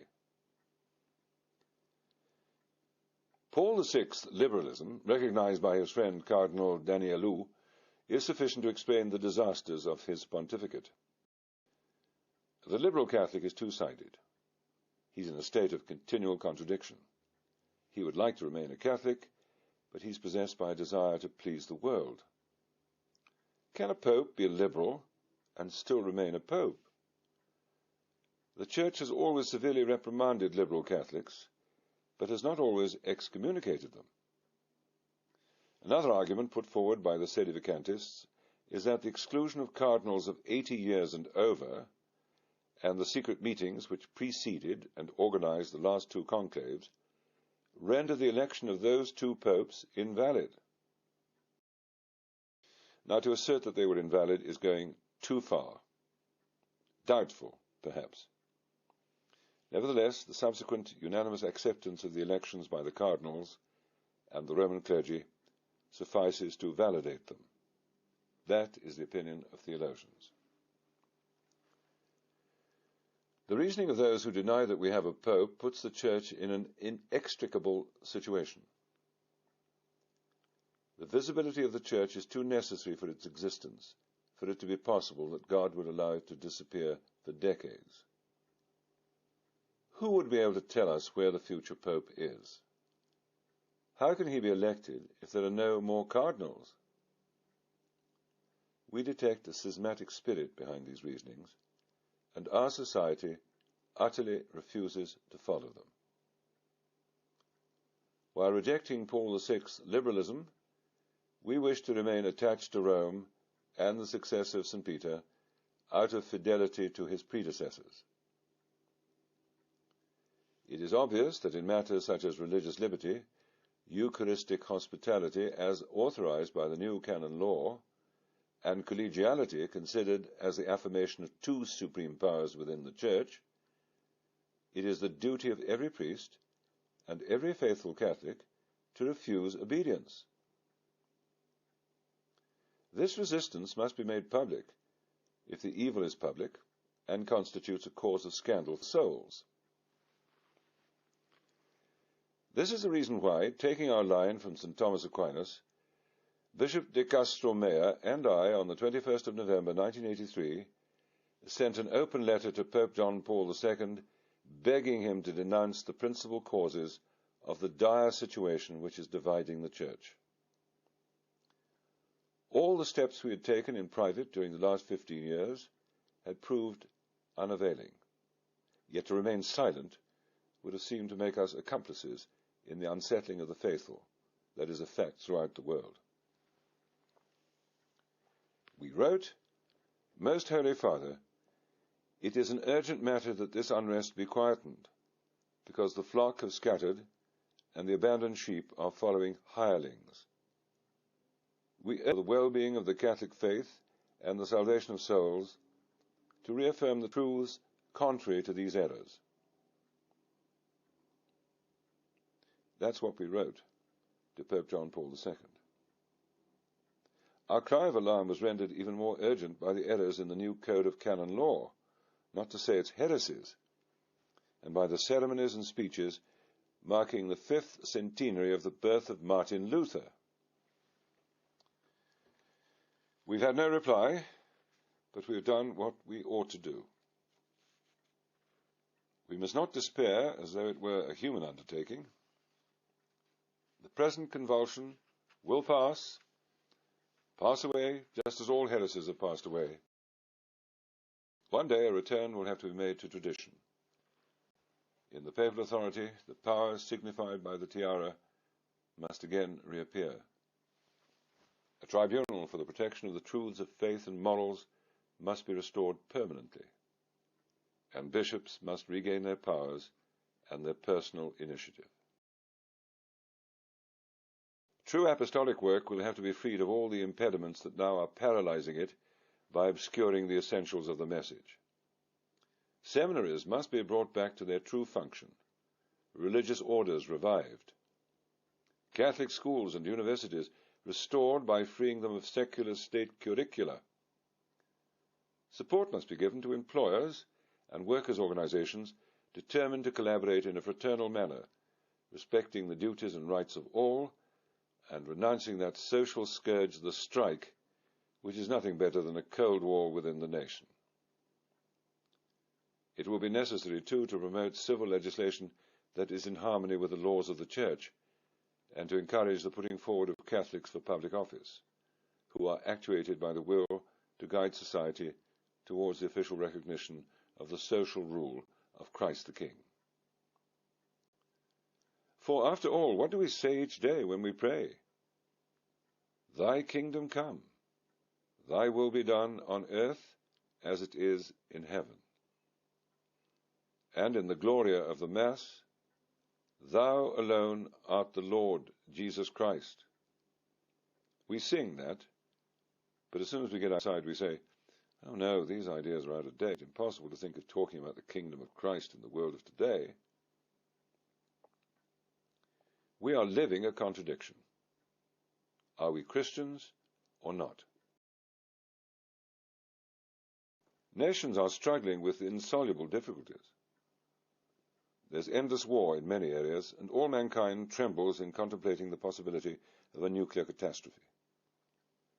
Solutions are sought that will restore the economy, stabilize money, eliminate unemployment, and make industry prosperous.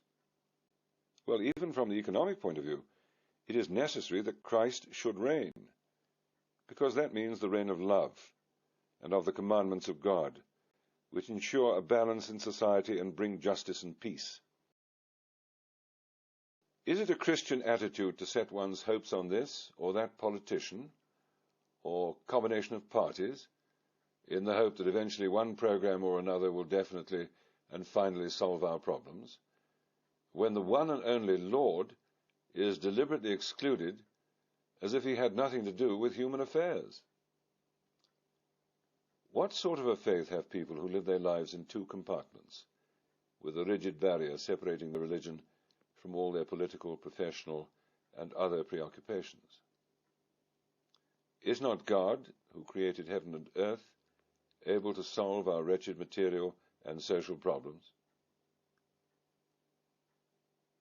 If you've ever prayed yourself in difficult moments of your life, you will know by experience that he does not give stones when his children ask him for bread. The Christian social order is at the opposite pole to the Marxist ideas which, in whatever part of the world they have been applied, have never brought anything but misery, oppression of the weakest, contempt for man, and death.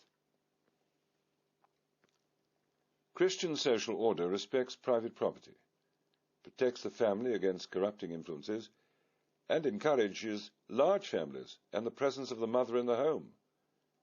It allows private enterprise a proper independence and encourages medium and small businesses. It is in favor of a return to the land and appreciates agriculture at its true value. It supports professional associations, freedom of education, and the protection of the citizens against every form of subversion and revolution. This Christian order is quite different also from those liberal systems based on the separation of church and state, whose powerlessness to overcome crises becomes increasingly obvious. How could it be otherwise when they have deliberately cut themselves off from Him who is the light of men? How could they muster the energies of their citizens when they have no ideal to put to them beyond prosperity and comfort?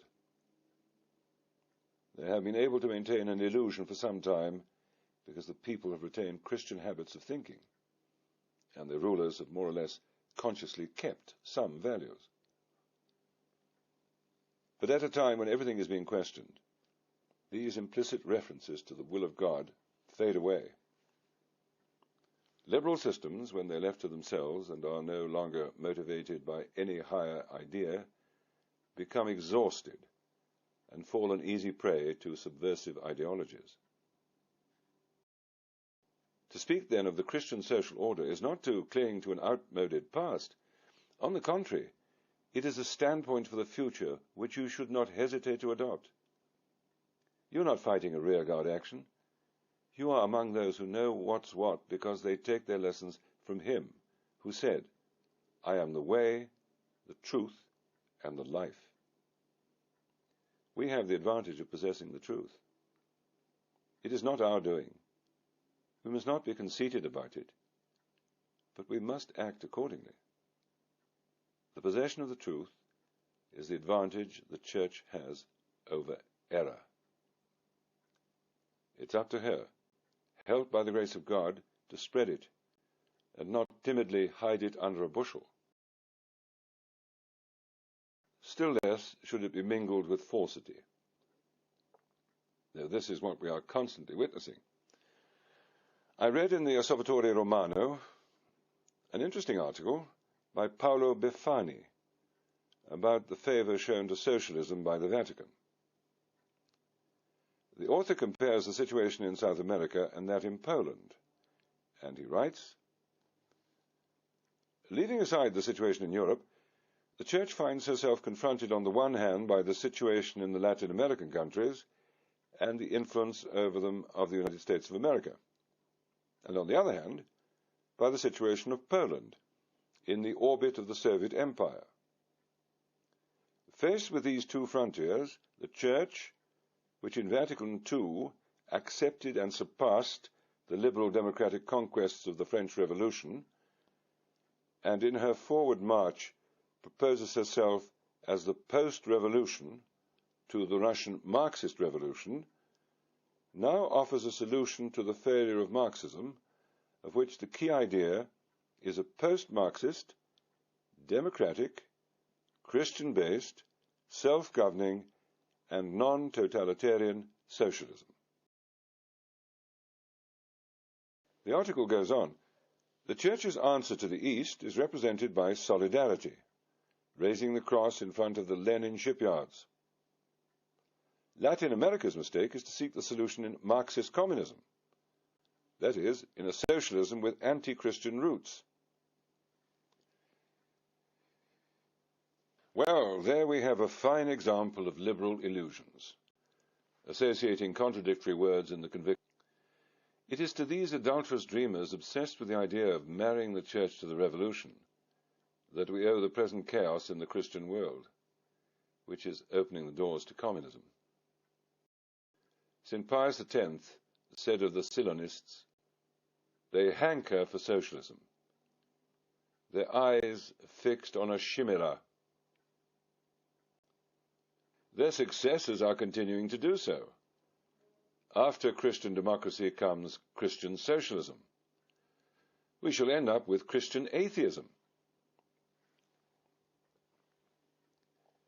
The solution that we seek must bring the answer not only to the failure of Marxism, but also to the failure of Christian democracy, which no longer needs proof. There has been more than enough of compromise and of unnatural unions.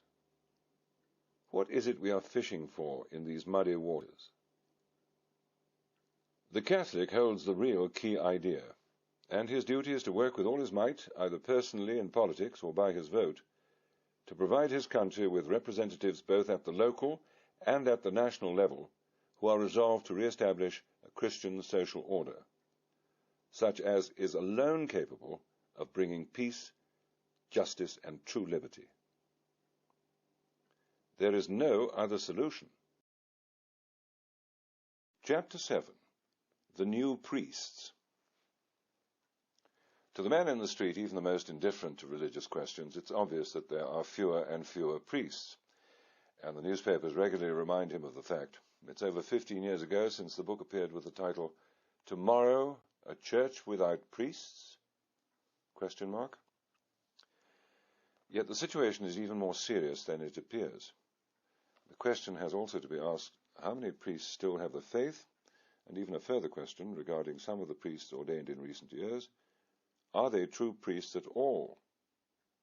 Put it another way, are their ordinations valid? The same doubt overhangs other sacraments. It applies to certain ordinations of bishops, such as that which took place in Brussels in the summer of 1982, when the consecrating bishop said to the ordinand, "Be an apostle like Gandhi, Helder Camera, and Mohammed." That's what he said. Can we reconcile these references, at least as regards Gandhi and Mohammed, with the evident intention of doing what the Church intends? Now, here is the order of service for a priestly ordination which took place at Toulouse a few years ago. A commentator starts off introducing the ordinand by his Christian name C, with the words, "He has decided to live more thoroughly his self-dedication to God and to man by consecrating himself entirely to the service of the Church in the working class." C has worked out his pathway, that is to say, his seminary training, in a team. It is this team who present him to the bishop. "We request you to recognize and authenticate his application and ordain him priest." The bishop then asks him several questions purporting to be a definition of the priesthood.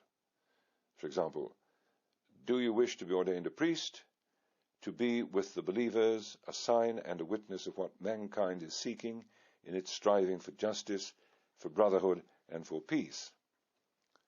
To serve the people of God, to recognize in men's lives the action of God in the ways they take, in their cultural patterns, in the choices open to them, to celebrate the action of Christ and perform this service. Do you wish to share with me and with the body of bishops the responsibility that has been entrusted to us for the service of the gospel? The matter of the sacrament has been preserved in the laying on of hands, which takes place next, and likewise the form, namely the words of ordination. But we're obliged to point out that the intention is far from clear. Has the priest been ordained for the exclusive service of one social class, and first and foremost to establish justice, fellowship, and peace at a level which appears to be limited to the natural order only? The Eucharistic celebration which follows the first Mass, in effect, of the new priest, was in fact on these lines. The offertory has been specially composed for the circumstances. It reads, "We welcome you, Lord, by receiving on your behalf this bread and wine which you offer us. We wish to show by this all our work and our efforts to build a more just and more humane world.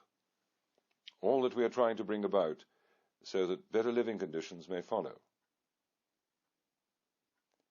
The prayer over the offerings is even more dubious. It goes, "Look, Lord, we offer you this bread and this wine, that they may become for us one of the ways in which you are present." No. People who celebrate in this manner do not believe in the real presence. One thing is certain, the first victim of this scandalous ordination is a young man who had just pledged himself forever without exactly knowing to what, or thinking that he knows. How can he not fail, sooner or later, to ask himself certain questions? Because the ideal that's been proposed to him cannot satisfy him for long. the ambiguity of his mission will become evident. It is what is called the priest's identity crisis. The priest is essentially a man of faith.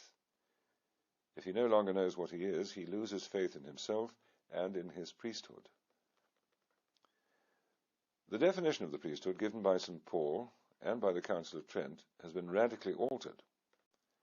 The priest is no longer one who goes up to the altar and offers up to God a sacrifice of praise for the remission of sins. The relative order of purposes has been inverted. The priesthood has a first aim, which is to offer the sacrifice. That of evangelization is secondary. Now, the case of C, which is far from being unique, as we know of many examples, shows to what extent evangelization has taken precedence over the sacrifice and the sacraments. It has become an end in itself. This grave error has had serious consequences. Evangelization, deprived of its aim, loses direction and seeks purposes that are pleasing to the world, such as a false social justice and a false liberty. These acquire new names: development, progress, building up the world, improving living conditions, pacifism. Here is the sort of language which has led to all the revolutions. The sacrifice of the altar being no longer the first purpose of the priesthood, it is the whole of the sacraments which are at stake, and for which the person responsible for the parish, sector, and his team will call upon the laity, who are themselves overburdened with trades union or political tasks, often more political than trades union. In fact, the priests who engage in social struggles choose almost exclusively the most politicized organizations. Within these, they fight against political, ecclesiastical, family, and social structures. Nothing can remain. Communism has found no agents more effective than these priests. I was explaining one day to a cardinal what I was doing in my seminaries, with their spirituality directed above all to the deepening of the theology of the sacrifice of the Mass and towards liturgical prayer. He said to me, "But, Monsignor, that is exactly the opposite of what our young priests now want. We now define the priest only in terms of evangelization." I replied, "What evangelization? If it does not have a fundamental and essential relationship with the Holy Sacrifice, how do you understand it? A political evangelization? Or social? Or humanitarian? If he no longer announces Jesus Christ, the apostle becomes a militant and Marxist trades unionist. That's very natural. We quite understand it. He needs a new mystique, and he finds it this way, but loses that of the altar. We must not be surprised that, completely bewildered, he gets married and abandons the priesthood. In France, in 1970, 285 ordinations, 111. And how many of them have returned or will return to civil life? Even the startling figures we've quoted do not correspond to the actual decline in numbers of the clergy. What is offered to young men and what it is said they now desire evidently does not satisfy their aspirations. The proof is easy to demonstrate. There are no more vocations because they no longer know what is the sacrifice of the Mass.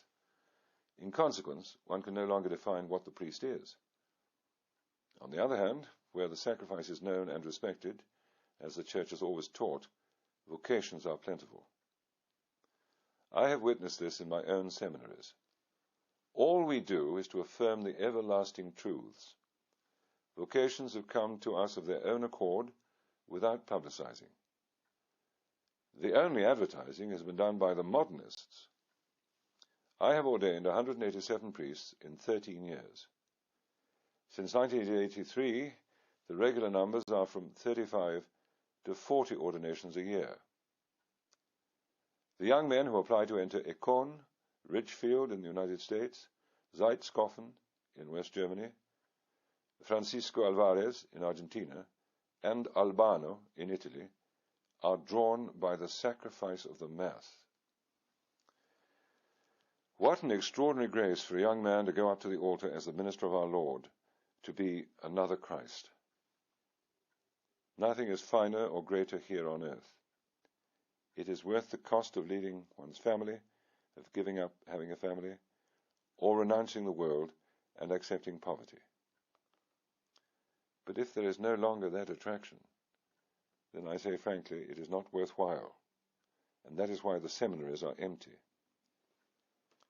Let them continue on the lines adopted by the Church for the last 20 years, and to the question, will there still be priests in the year 2000, the answer must be no. But if there is a return to the true notions of the faith, there will be vocations, both for seminaries and for the religious orders. For what is it that makes the greatness and the beauty of a priest or a nun? It is the offering up of oneself as a victim at the altar with our Lord Jesus Christ. Otherwise, the religious life is meaningless. The young men are just as generous in our times as they were in former times. They long to make an offering of themselves.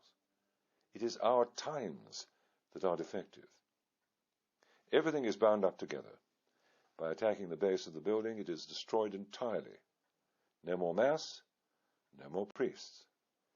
The ritual, before it was altered, had the bishop say, receive the power to offer to God the holy sacrifice, and to celebrate Holy Mass both for the living and for the dead, in the name of the Lord.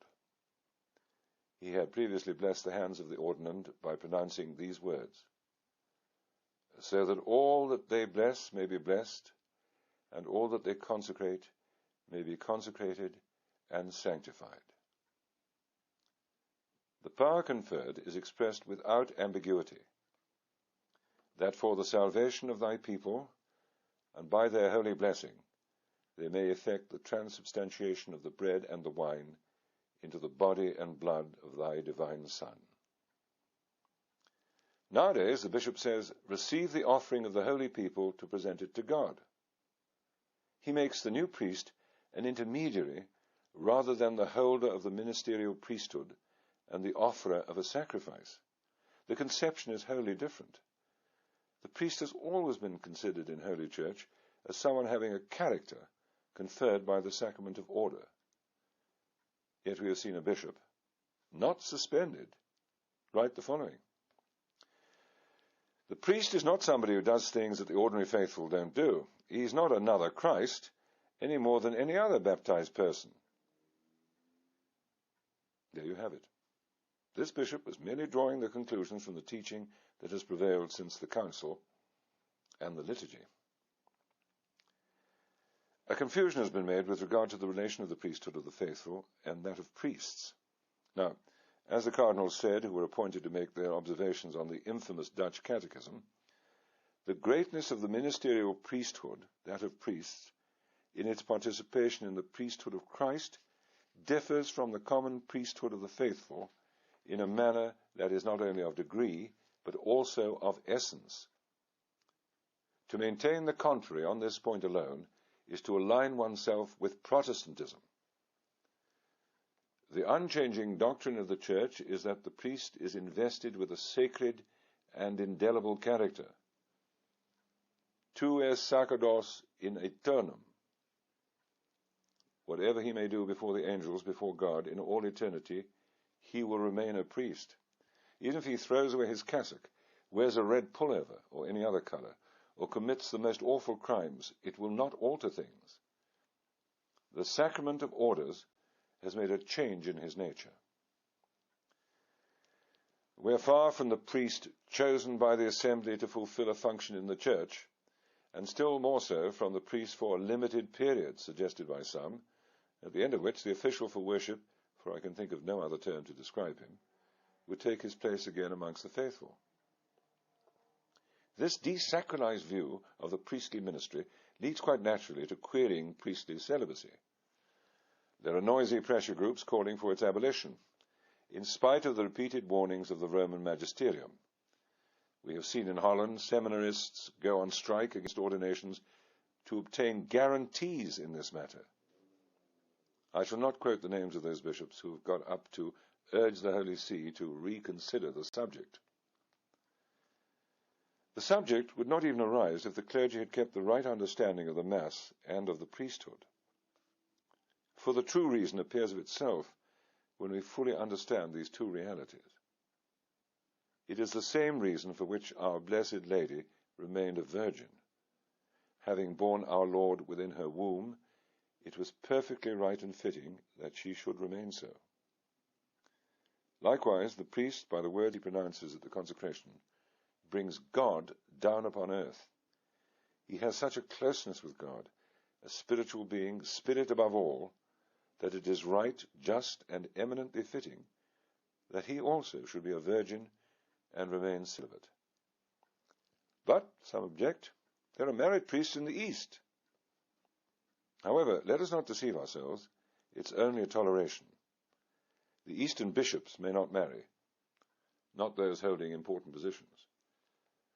This clergy respects priestly celibacy, which forms part of the most ancient tradition of the Church, and which the apostles had observed from the moment of Pentecost. Those who, like St. Peter, were already married, continued to live with their wives, but knew them no longer.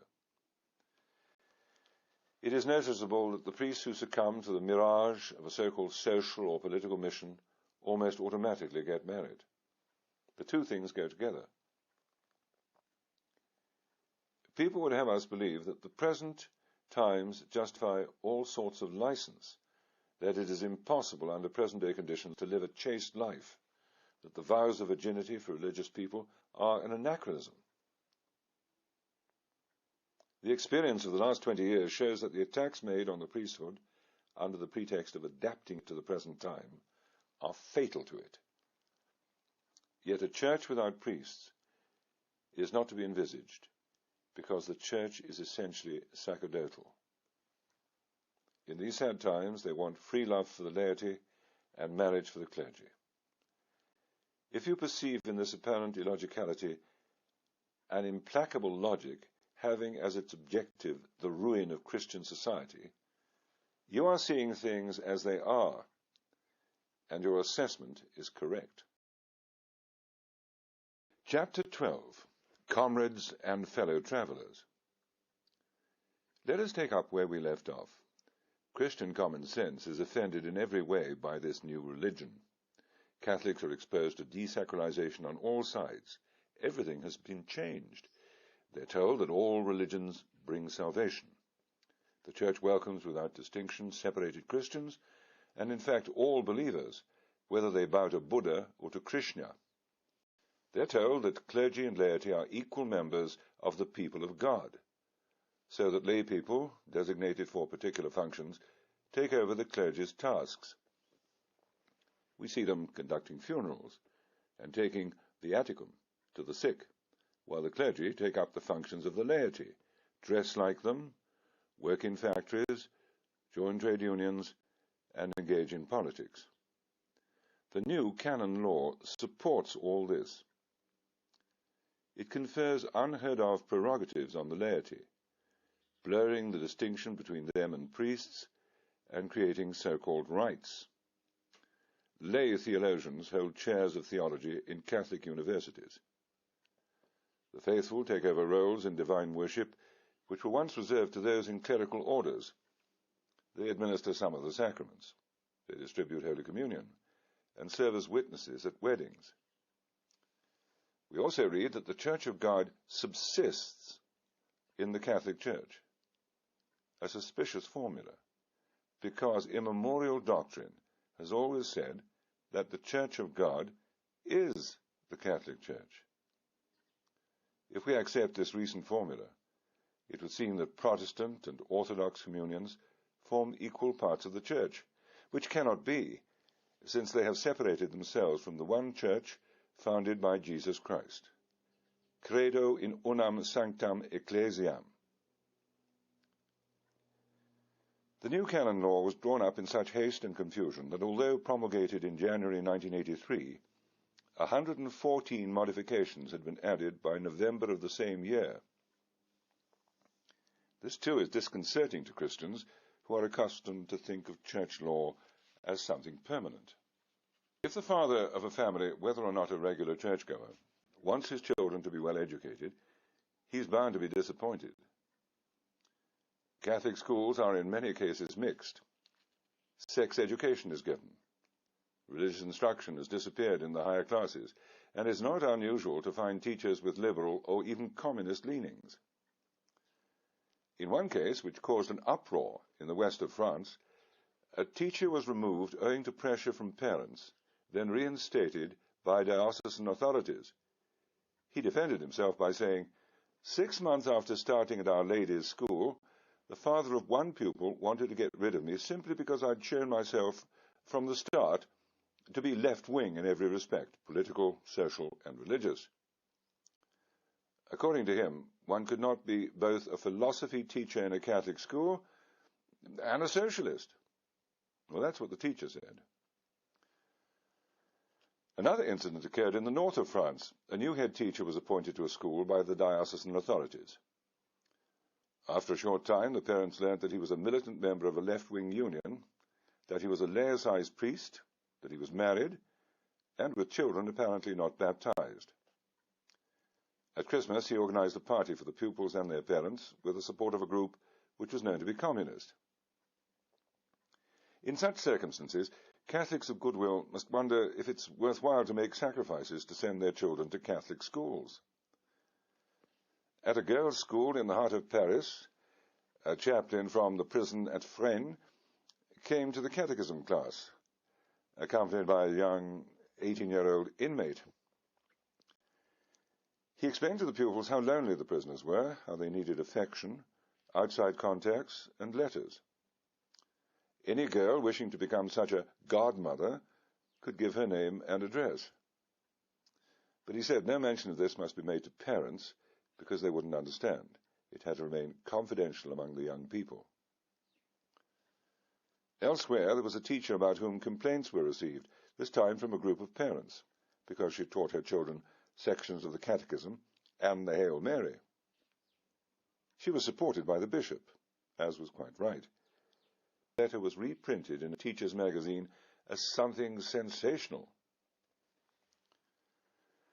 Now, what is to be made of all this? Catholic schools, when the French government decided to do away with them, proved vulnerable because in almost all cases they had in one way or another ceased to fulfill their mission. Their opponents found it easy to say, "What are you doing for the educational system?" "We're doing exactly the same thing as you, so I have two systems." Of course, we still find some reservoirs of faith, and we must pay tribute to the many teachers who are conscious of their responsibilities. But Catholic education no longer asserts itself clearly when confronted with state schooling. It has gone a good halfway along the road that the zealots of secularism want it to go. I've been told that at demonstrations some groups have caused scandal by shouting, "We want God in our schools." The organizers had secularized the songs, slogans, and speeches as much as possible in order, so they said, to come along without religious positions, including unbelievers and even atheistic socialists. Is it dabbling in politics to want to remove socialism and communism from our schools? Catholics have always rightly thought that the Church was opposed to these doctrines because of the militant atheism they profess. Communism holds radically different views about the meaning of life, the destiny of nations, and the way in which society is moving. It's all the more astonishing, therefore, to read in Le Monde for the 5th of June 1984 that Monseigneur Lustiger, that's the Archbishop of Paris, in reply to questions put by the paper, and while making some very correct observations along the way, complained of having seen an historical opportunity lost with Parliament's vote on Catholic schools. This opportunity, he said, consisted in finding some basic values in common with the socialist communists for the education of children. What basic values can there be in common between the Marxist left and Christian doctrine? They are completely. Yet Catholics observe with amazement that dialogue between the church hierarchy and the communists is intensifying. Soviet leaders and also a terrorist such as Yasser Arafat are received at the Vatican. The Council set the fashion by refusing to renew the condemnation of communism. Finding no mention of it in the schemas submitted to them, 450 bishops, we would do well to remember, signed a letter calling for an amendment to this effect. They were referring to previous condemnations and in particular to the statement of Pius XI, which described communism as intrinsically evil, meaning that there are not negative and positive elements in this ideology, but that it must be rejected in its entirety. Well, we remember what happened. The amendment was not conveyed to the Fathers. The Secretariat General said they knew nothing about it. Then the Commission admitted having received it, but too late. This is not true. It caused a scandal which ended, on the Pope's orders, with an appendix to the Constitution Gaudium et Spes, containing an additional remark on communism. How many statements by bishops have been made to justify and even to encourage collaboration with communism, regardless of what communism professes? It's not up to me, it's for Christians who are responsible adults, said Bishop Matigran, to see under what conditions they can collaborate with the communists. For Bishop Delorme, Christians must, as he put it, fight for more justice in the world, alongside all those who strive for justice and freedom, including the communists. The same tune from Bishop Poupart, who urges working with all men of goodwill for justice in all areas where a new world is being tirelessly built up. According to one diocesan magazine, the funeral oration of a worker priest went like this, quote, "He opted for a world of workers on the occasion of the local council elections. He could not be everybody's priest. He chose those who made the choice of socialist society. It was hard for him. He made enemies, but also many new friends. Little Paul was a man in his place." A short while ago, one bishop persuaded priests not to talk in their parishes about help to the church in need, saying, "My impression is that this work appears in too exclusively an anti-communist light." We notice with bewilderment that the excuse for this sort of collaboration lies in the intrinsically false idea that the aim of the Communist Party is to establish justice and freedom.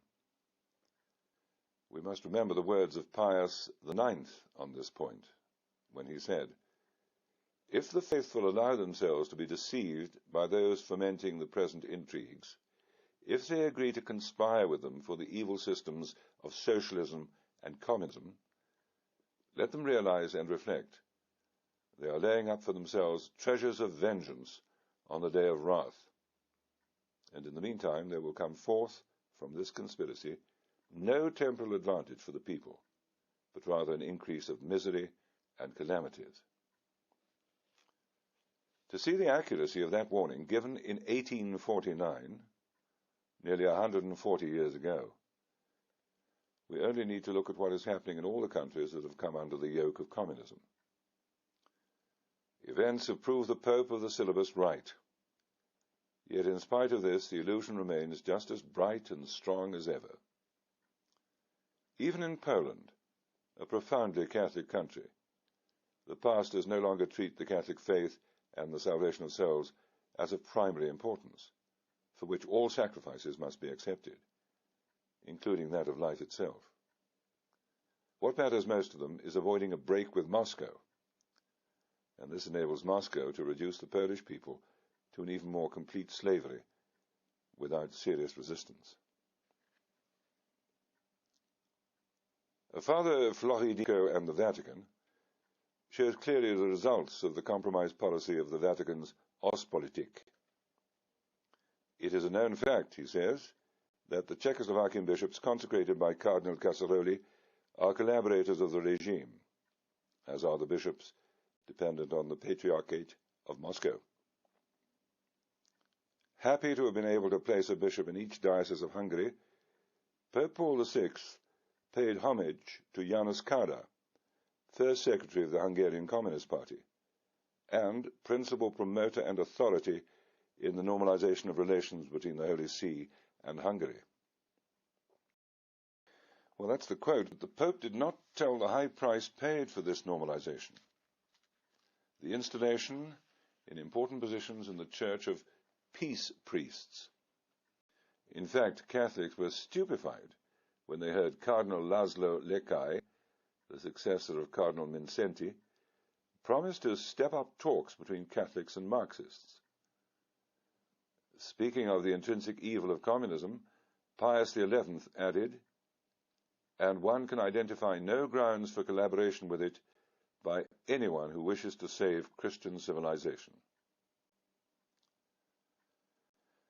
This departure from the teaching of the Church, added to those I have already enumerated, obliges us to say that the Vatican is now occupied by modernists and men of the world who believe that there's more effectiveness to be found in human and diplomatic